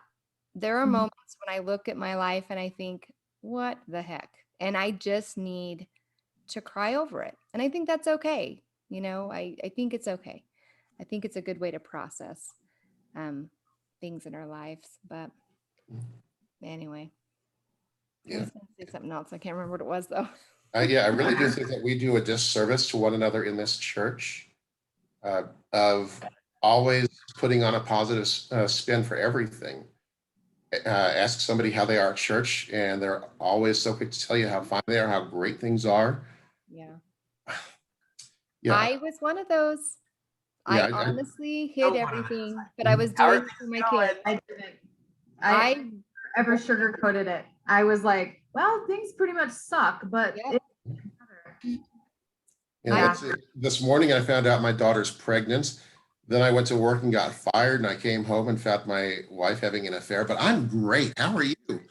You know what? What would happen if you said that, though? Like, I didn't say a word because in my mind, I was protecting my kids, so I didn't say a word. But I have since, like in Relief Society and stuff, I've shared a lot of stuff, and people are like, you can see them shifting in their seats, going, "Why the heck is Celeste telling people this?" Like, it makes them uncomfortable if you bare your soul, because they're like almost embarrassed for you. But I'm like, I don't care.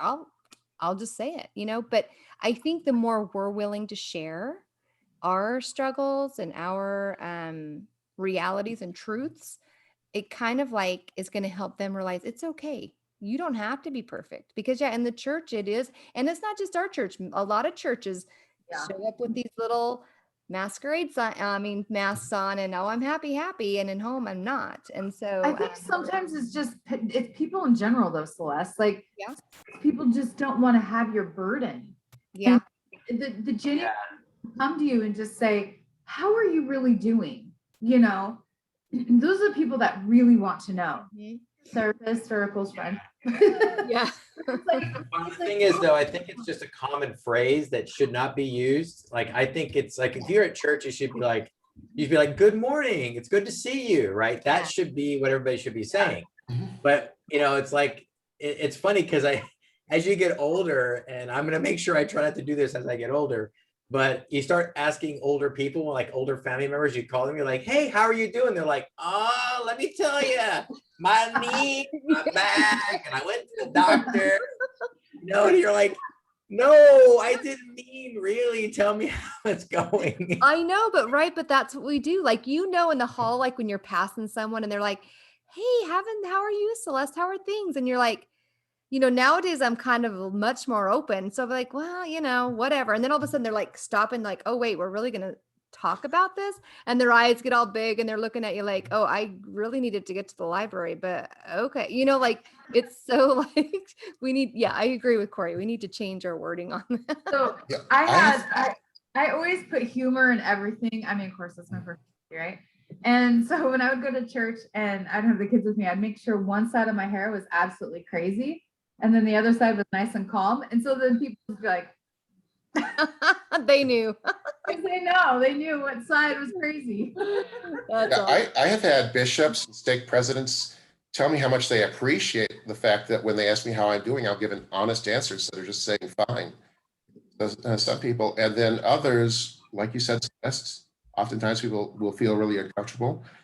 But I have observed that my being open gives them permission to be open. Yeah, no, exactly. I think if that's, absolutely. The more we're willing to share, the more maybe they're willing to share, right? They don't feel so alone. And here's the thing too. Here's the trick with sharing. You don't want to overshare. You want to share just enough where they get the gist of it. Oversharing, it can be kind of a little bit like emotionally, like you're just like, oh gosh, especially receiving the information, and you don't need that much detail. So if you just share just enough so the person can be supportive, then you're good. But if you overshare, then you're not gonna have supportive people because they're gonna run every time they see you. But they're gonna see you coming down the hall and be like, oh no, I'm ducking into the bathroom. They'll be like, I don't care if this bathroom is not here. Yeah, it's like, no, here comes Celeste. I gotta head out. Yeah. One thing that's actually been difficult for me here in Utah is so many people have the attitude that, if you're struggling, if you're having a hard time, go talk to family. But not everybody has family. Yeah.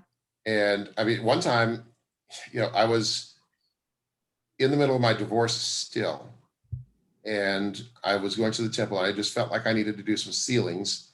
So I printed off some couples that needed to be sealed. I go to the temple, and there are no unaccompanied women who come in, so I'm not able to do it. At the end of this session, I asked the sealer if there's going to be another session that night because I've got these couples. And this woman who was in this session felt the need to berate me at that point in time, telling me that if I wanted to do it, I should have brought a cousin. Oh my gosh. Wow. Because what if you're like the only member of your family? Yeah. Exactly. Yeah. Oh. I actually felt like at times it was harder to go to my family because they knew both of us. And I didn't really want him to be cast in the light. Yep. Still my kid's dad. Yeah. And granted, 10 years later, they definitely made their own opinion. But in that time frame, I was just like, I just don't want to cast him in a bad light. I mean, I did want to, but I didn't want to. I feel you there because, like I said, I was married 25 years. He is and is a member of our family. My family loves him. Like he's been in our family forever. And so, I still, every once in a while, I kind of open up to my mom a little bit, but I think that's okay. But she still kind of remains, he was her son-in-law forever. So, and I don't want it to be, oh, mom's side of the family doesn't like dad. Like, who wants that for their kids? Yeah. No, it should be, you know what? Your mom's side of the family loves your dad. Maybe not his Yeah. choices, but loves your father because he's a good man and you need to respect him. And I would hope it would go the other way as well. I would hope his family would be thinking positively of me, despite the fact that we are now divorced. Because I think in the end, that's what helps the children see. Yes, we're two separate families per se, but we all love each other still, right? So anyway. It's a hard battle.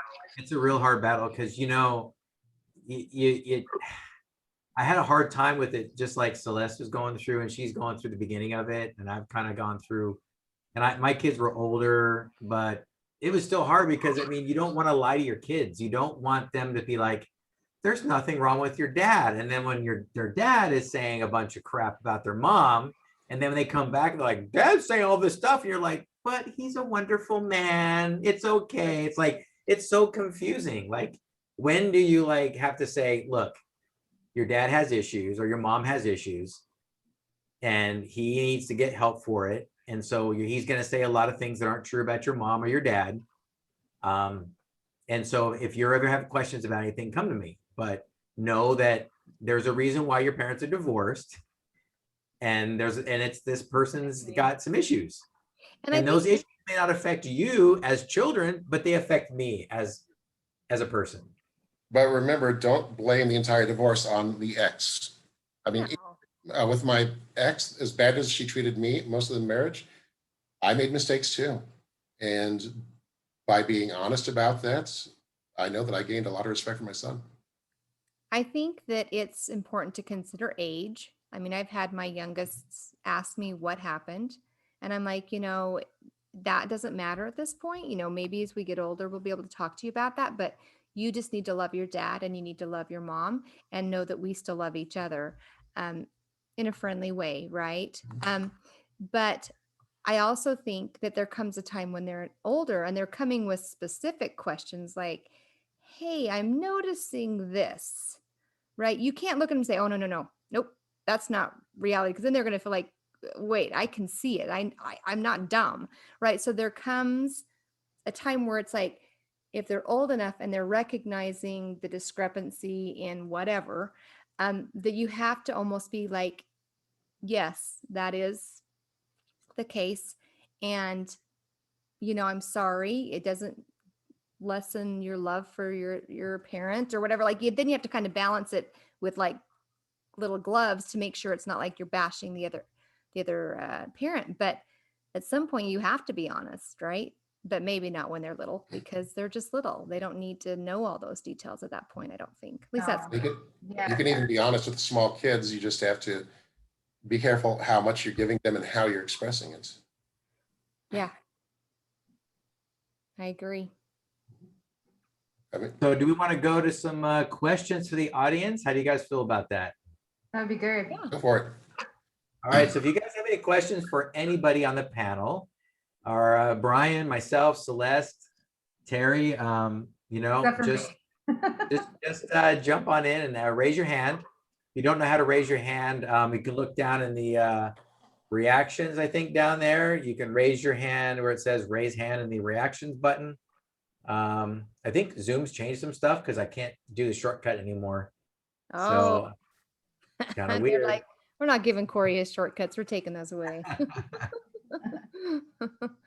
But yeah, if you can't, for whatever reason, just type us up or send us a private message. We can add you to the list of questions if need be.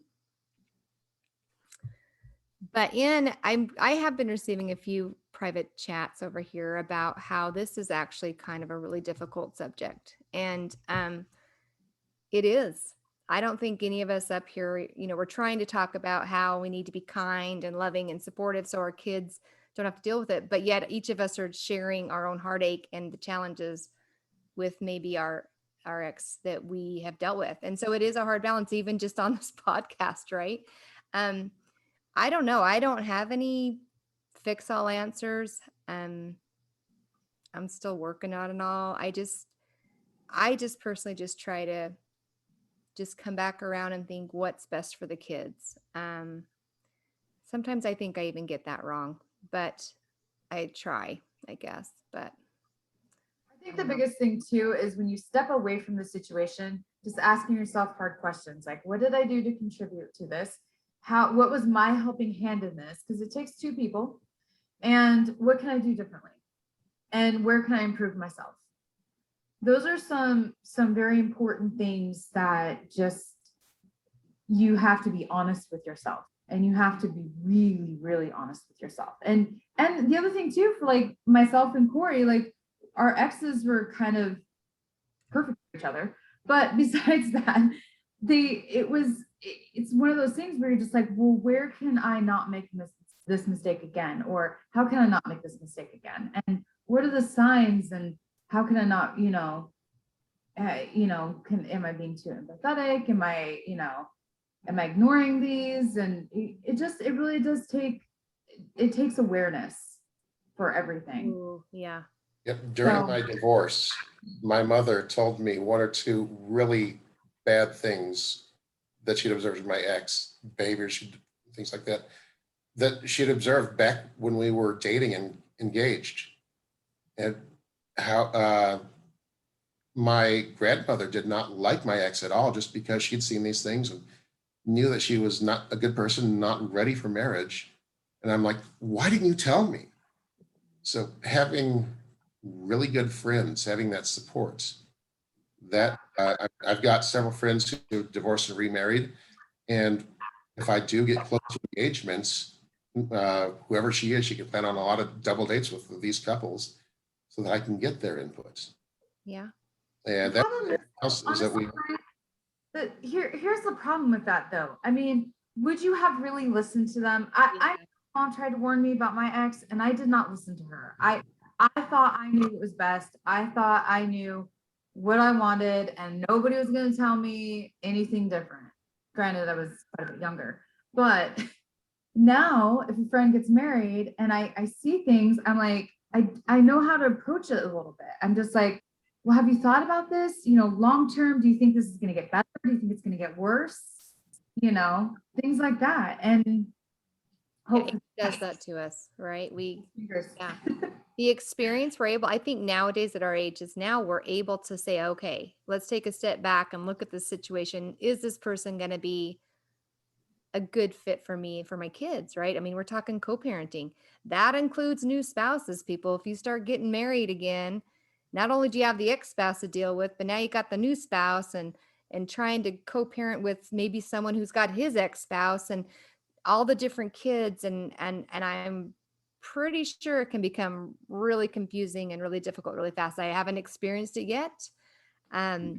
But I can just see that can turn into a nightmare, especially if you have exes that might, like we're talking about, might be in the cluster B scenario. So like that's a tough one. I mean, that's a whole other probably podcast we could talk about, having like the combined families coming together and co-parenting. I don't know. That's going to be an interesting scenario when that comes. So. Yeah, I have a friend, I have a coworker of mine. He's remarried. He's LDS, he remarried. They're co-parenting each other's kids, and they took a family trip. I don't know, I think this was dumb, but they were trying so hard to be, the Brady Bunch. But they took a trip to Disney World, and it was all the kids, and all the kids were fighting and bullying each other and upset, and they were pitting their parents against each other. So they came back and they almost got a divorce. Like, he was sleeping on the couch for like a month because it was so bad. It was so bad. He came back. He's like, I was getting mad at her kids for picking on my kids. She was yelling at me, don't you talk to my kids. That really is the Magic Kingdom. Woo! I thought it was the happiest place on. I thought it was a happy place on earth, but apparently not. Yeah. Did the Lord just speak from like the masses or something, or was that you, Brian? I'm like, who just spoke? That was weird. That was Skippy. That was Skippy. Oh, good old superhero Skippy was like playing the God role for a moment, and that was awesome. I was like, what? Sorry guys, I'm in the car and I can't type. No, you're fine. That's totally fine. That's something else. It surprises me as I look back on it. But when my dad got into a relationship and when he got married, no big deal. When my mother got into a relationship, I had a hard time with it. I've talked to a lot of other divorced people who've had the same reactions. Yeah. And my counselor, lucky me, he also ended up going through a divorce. He and his wife split just after we started meeting, and he's remarried now. His kids don't want him to be married to somebody else, and her kids don't want her to be married to somebody else. So they have a lot of struggle with those kids. And it just takes time, but it's one of those things that really points out the importance, the critical importance of putting your spouse first. When my mom did get remarried, her husband's son had thought that they'd be better off if those two guys just had their own apartments. And he spent a lot of time trying to break up their marriage. And then like 20 years later, he found himself in the same position. His 16-year-old daughter was trying to break up his new marriage. And he actually contacted my mother to apologize for his actions all those years earlier. So Wow. it can be a real challenge, but it's one of those things, counseling, patience, a lot of prayer, a lot of. Right. Real quick before we get on to Heather here, I know that there was a couple we had on a while back, and they had just been recently married. I think it was when we did the long distance relationship. And that was their thing. They're like, you know what? We are now one. We are the couple. We've got combining our kids, and they don't have to love the opposite parent, but they do have to respect the new parent. And I thought that was really great. They didn't have to like each other, the new siblings, but they had to respect the new siblings. And I think that gives them the space they need to kind of work through their emotions, along with the space needed in the family to be like, we will still get along even if y'all don't really like each other. I thought that was a good way to just approach it. It's like, you don't have to like or love, but we will respect.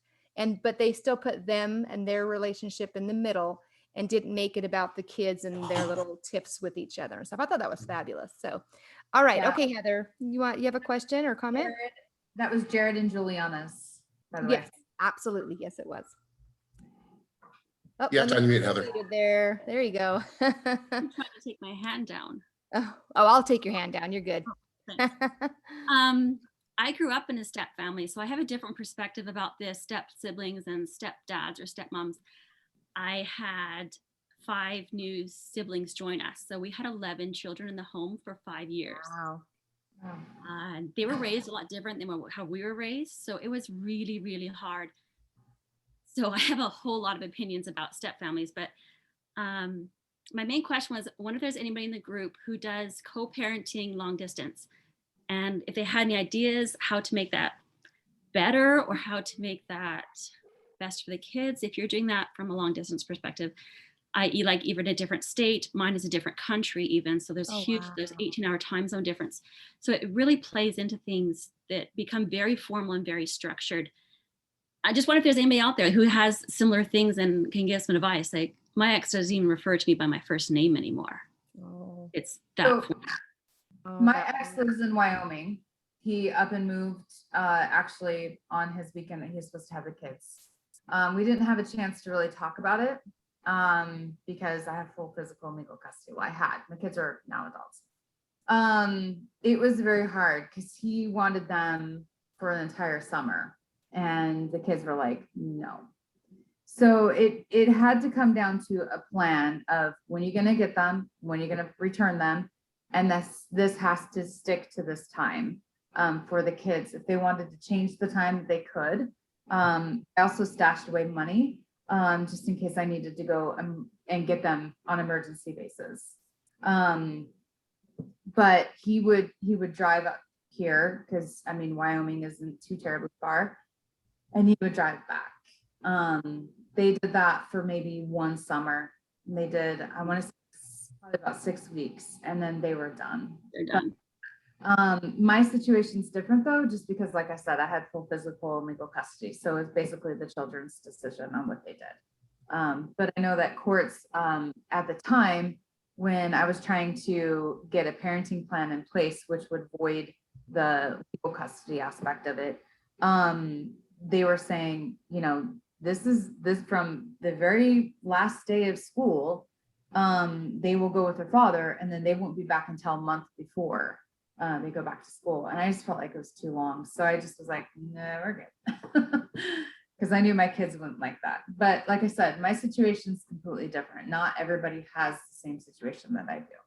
So Yeah, and my ex lives like 5 minutes from me, so I don't have. No, He does. he's got 3 international flights I'm dealing with. Like, No, but he does work in a different state. So he actually spends his week in a different state and then he flies home on the weekends to be with them. So we are doing it that way. I mean, he does do a lot of travel so he can come back and see his children. You find, Celeste, that your schedule's dictated by his schedule then? It has to be to an extent, yeah, on the weekends. If I want to go, because I'm here the majority of the time, so if I say I want to take a trip somewhere, it's not like we have a parenting whatever schedule in the paperwork. It just is never followed.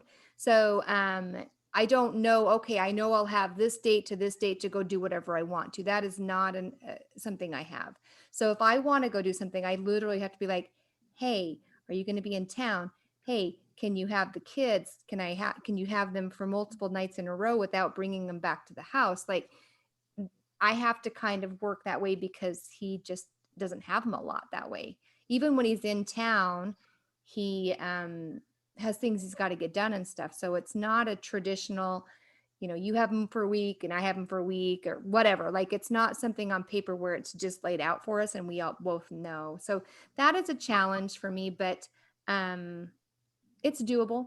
It's doable. I just have to realize that I'm putting them first and that's okay. I kind of have to realize this is my season in life.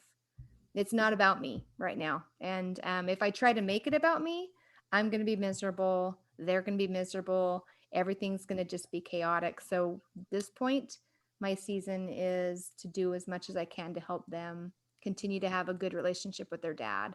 And he's doing the same thing. I mean, he's flying every weekend to ensure he can see them. So I think it takes both sides doing what they can do, whatever that is, to make it So work. 18 hours, that sounds like Australia. Somebody knows their time zones. Yeah. Yeah, I was going to say the same thing. And with Australia, he can't leave right now without the likelihood of not being able to return. Exactly. Yeah. It's been that way since March of last year. Because of COVID? Mm-hmm. So my kids haven't seen him year and a half. Oh my goodness. And they won't see him again until Christmas, this upcoming Christmas. He's planning to come to country, hoping that Australia would let them back in, but wow. That's I'm so sad. I'm sorry. Christmas free. I would strongly recommend regular video chats. Yeah. Well, the thing is, I don't have anything to do with my kids' relationship with their dad. That's totally them. They're old enough. My oldest is 19, my youngest is 12. So I don't. They all can. My only rule is that if they're video chatting, it has to be in their bedrooms. I'm not walking in on a conversation and have to see him. So they call him, they text him, they chat with him and his new spouse whenever they want to. And sometimes I have to change my schedule, move dinner back, move a different activity around because the time zone's so poor where they actually have those open windows to visit with him. And I've done that. And the kids know that I will prioritize them for that. I'm frustrated by his kind of timing sometimes, but if the girls want to have a visit with him and I throw his supper off by an hour, then I make sure it happens for them. That's awesome. So one of our co-hosts on Sunday who couldn't be here, that would be a perfect question for her. She, her ex lives in a different country and I don't know, I can't remember exactly what, I want to say it's Hungary, but what's that? What's your name? Monica. And she flies her son out for the summer. Her ex is here in the States for this summer, but I know last summer he wasn't able to go. So that would be a great question. If you know Monica, just look her up. I can give you her information too. Yeah, that would be great. My kids fly and they've flown by themselves because my oldest at the time was 16, so she counts as an adult to be able to fly internationally with her 3 of her siblings. So they drive 3 hours to Vancouver and then Vancouver to Brisbane and then Brisbane to Perth all by themselves, and it's huge, and they get to the end and they're just frazzled. Yeah. And it's not an emotionally safe place to be when they're there. So they just kind of hold tight. When I get them home, they just fall apart, which I'm sure lots of parents on here can understand that you can't do anything while they're away, but you can make sure that when they're back, that they feel Yeah. safe and loved and they have that recovery time. Right. When they come home, you can put them right back in the middle of the eye of the storm and let everything go on around them and just give them that safe spot. Yeah. I think that's super important that they at least have somewhere that they know that it's a safe place and they can feel the love, they can feel the spirit, and they can just even, because they want to obviously have a relationship with both parents, but they just need that safe spot. And that's wonderful.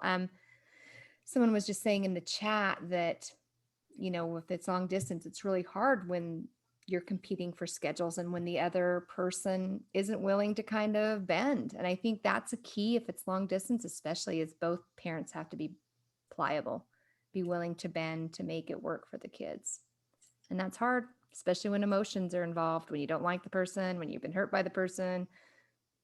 It's You're hard. with the person, you're actually called Miss Little now. Yep.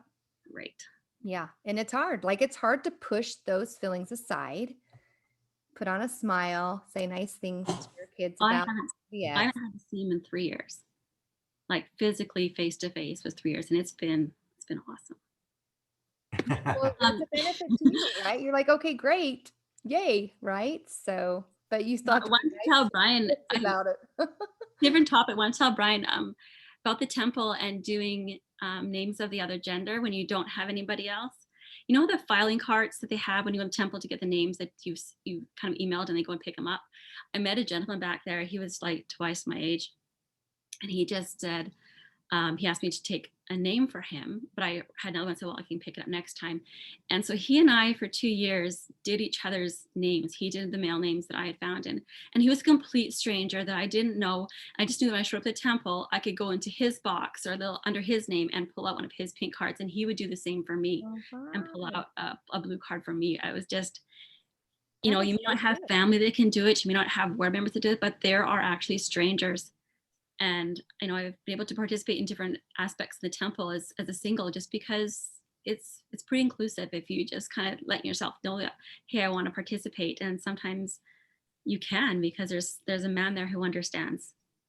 Yeah, some temples do have those file cabinets, and I made heavy use of that in the Seattle temple. I don't think they have one in the Provo temple. I have no idea. I know they do here in Dallas, but they have them also wards. Like you can stick your ward, like you stick them in the ward and you can go in and look under your ward or stake and you can take out and do them. But that's really cool, Heather, that you had just a stranger. What a bond. That's awesome. Like this come in who was, I don't know, in his late 60s, early 70s, was just like, hey. I was like, that's cool. Yeah. Somebody's forum I used to participate in, who lives down in Mesa, Arizona, took like 40 or 50 of my female names and got them all taken care of. And it's deeply appreciated. But on the subject of the temple, this is the Vancouver temple. And until COVID, I'm blessed to be able to live near temples. I was attending temples every single week. Early on in my separation and divorce, one of my bishops started sending me to counseling. I was meeting with the council less than 2 miles from the Seattle temple. So I would just go to the temple afterwards. And there is a lot of healing. At one point in time, I was going into the Timpanogos temple, and there was a sign down there at the recommend desk saying brothers needed in ceilings. And I just felt like, you need to go there. I was just miserable. I was probably at my lowest point right then. But there was this couple that was in the sealing office when I got in there, newlyweds, just, that lovey-dovey newlywed thing. And she was mentioning that her grandfather's a sealer. I'm thinking, please don't put me in with them. Well, I went in with them and it just hurt so bad. But they approached me afterwards and we became wonderful friends. They became a huge support for me. That's awesome. When you go to the temple, it helps bring healing. And sometimes it can bring great support. I'm so grateful it's back open again. Yay. Just so We you know. just opened like a week ago. Oh, wow. That's awesome. I've never been close to a temple other than living overseas. I've always been about a 3-hour drive from a temple was my closest kind of distance. And I've been to Vancouver temple only because it was faster to fly for the day to do some sessions and then fly back home than it was to drive to my closest temple. Oh, wow. Where do you live? Canada. Hey. Big place. Canada, eh? Sorry. I always have to throw out, like, that's the only thing I know. Everybody does. It's I know. That's all I know. a given. What part of Canada do you live in? In Alberta, southern Alberta. Okay. Okay. So Terry, I'm closer to you than most people that are on the group. Just need a passport to come see her, though. I have a passport. I travel. It's fine. Oh, cool. You're not closer to her than I am. That's for sure. That's true. There's that. Go away, John. He's close enough for her to go steal his gaming devices. So And put googly eyes over all. and googly eye his fridge and everything else. I don't remember all that, but yeah. Yeah. Yeah, my kids love to peel those off and throw them on the floor. You know how many of those I've had on my feet this last week? Oh my God. Perfect. Perfect. It'll get you to vacuum your floors. Thank you, Heather, for your comment and questions. That was awesome. Yeah, thanks, Heather. Chatting with you. I do have someone that brought up one thing real quick before we start into the after party. So some people have situations where one of the parents want to move, and maybe you do or don't have a say in that. That can cause a challenge. I can see that being a challenge. Maybe the other parent has to move for work or whatever the situation is. But have any of you handled that before? Where I mean, obviously, yes, Brian did, but like maybe giving permission, or how do you handle that when you've got your kid saying, well, maybe I want to go and live with dad, he's moving, and that seems kind of like a challenge. Well, I did move, and my ex did move as well. My kids wanted to always stay with me. So they never even talked about it. I think my son did one time when he was 12, just to kind of try and rile me up. And I was just like, well, if that's what you want to do it. And then he never brought it up again. But there wasn't really any issues on my part with it. Now, Okay. if somebody's trying to move in order to try to alienate the other parent, that's a problem. But if they're trying to move because of a relationship or a job opportunity, it would be really hard to prevent them from moving without being in the wrong yourself. So at that point in time, that's when you need to really negotiate and figure out how you're going to do the co-parenting. That's when it's really important, again, to be a grown-up instead of just having the attitude that's your ex is your enemy. Well, and I would say when I did move, I actually did tell my ex, and I put it in writing and everything, that every school break that the kids had, I would make sure that they would get to Washington so they could see their dad for that break. And I did, I held my end of the bargain on that. I paid for all of transportation.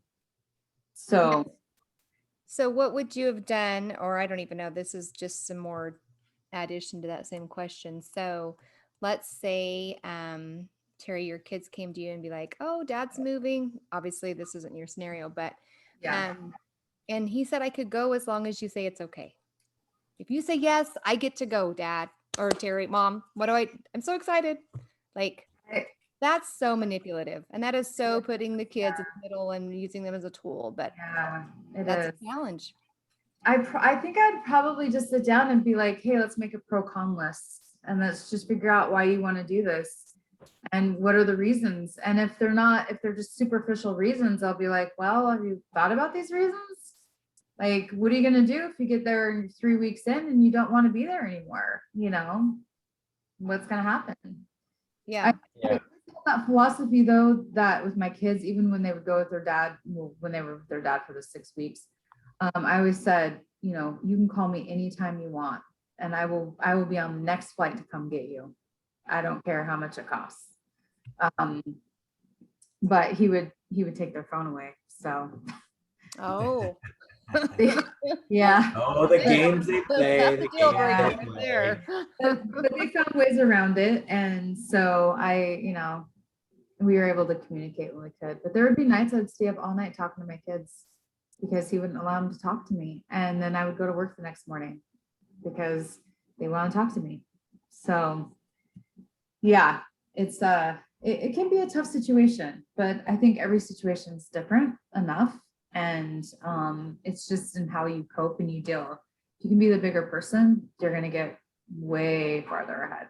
I think that what you just said was brilliant. I think that depending on the age of the child, obviously, and they're able to kind of logically think pros and cons, I think that's a great idea, because if they are able to show you why and also be able to recognize maybe why they shouldn't. And then, of course, I always, when things come up in life with my kids, I always encourage them, now you go pray, you pray and see, you've got this information now, go pray and see what you can come up with. Doesn't mean it's going to be the final, end all, but what do you come up with? And then we can discuss it. But yeah, I think that's a great way to kind of put it back on their plate. Maybe that's a moment that they can learn, okay, I want to because of whatever reason, but I probably shouldn't because of this, and give them that option. I think that's great. It gives them the chance to make that decision, and it gives them a chance to see if the reasons are what they originally are feeling, And it's the same thing with just asking for prayer, but at the same time, it gives them a different thinking, they think differently about it. So yeah. Yeah. All right. Well, thanks for that private question from the audience. One last thought that I'd really like to mention.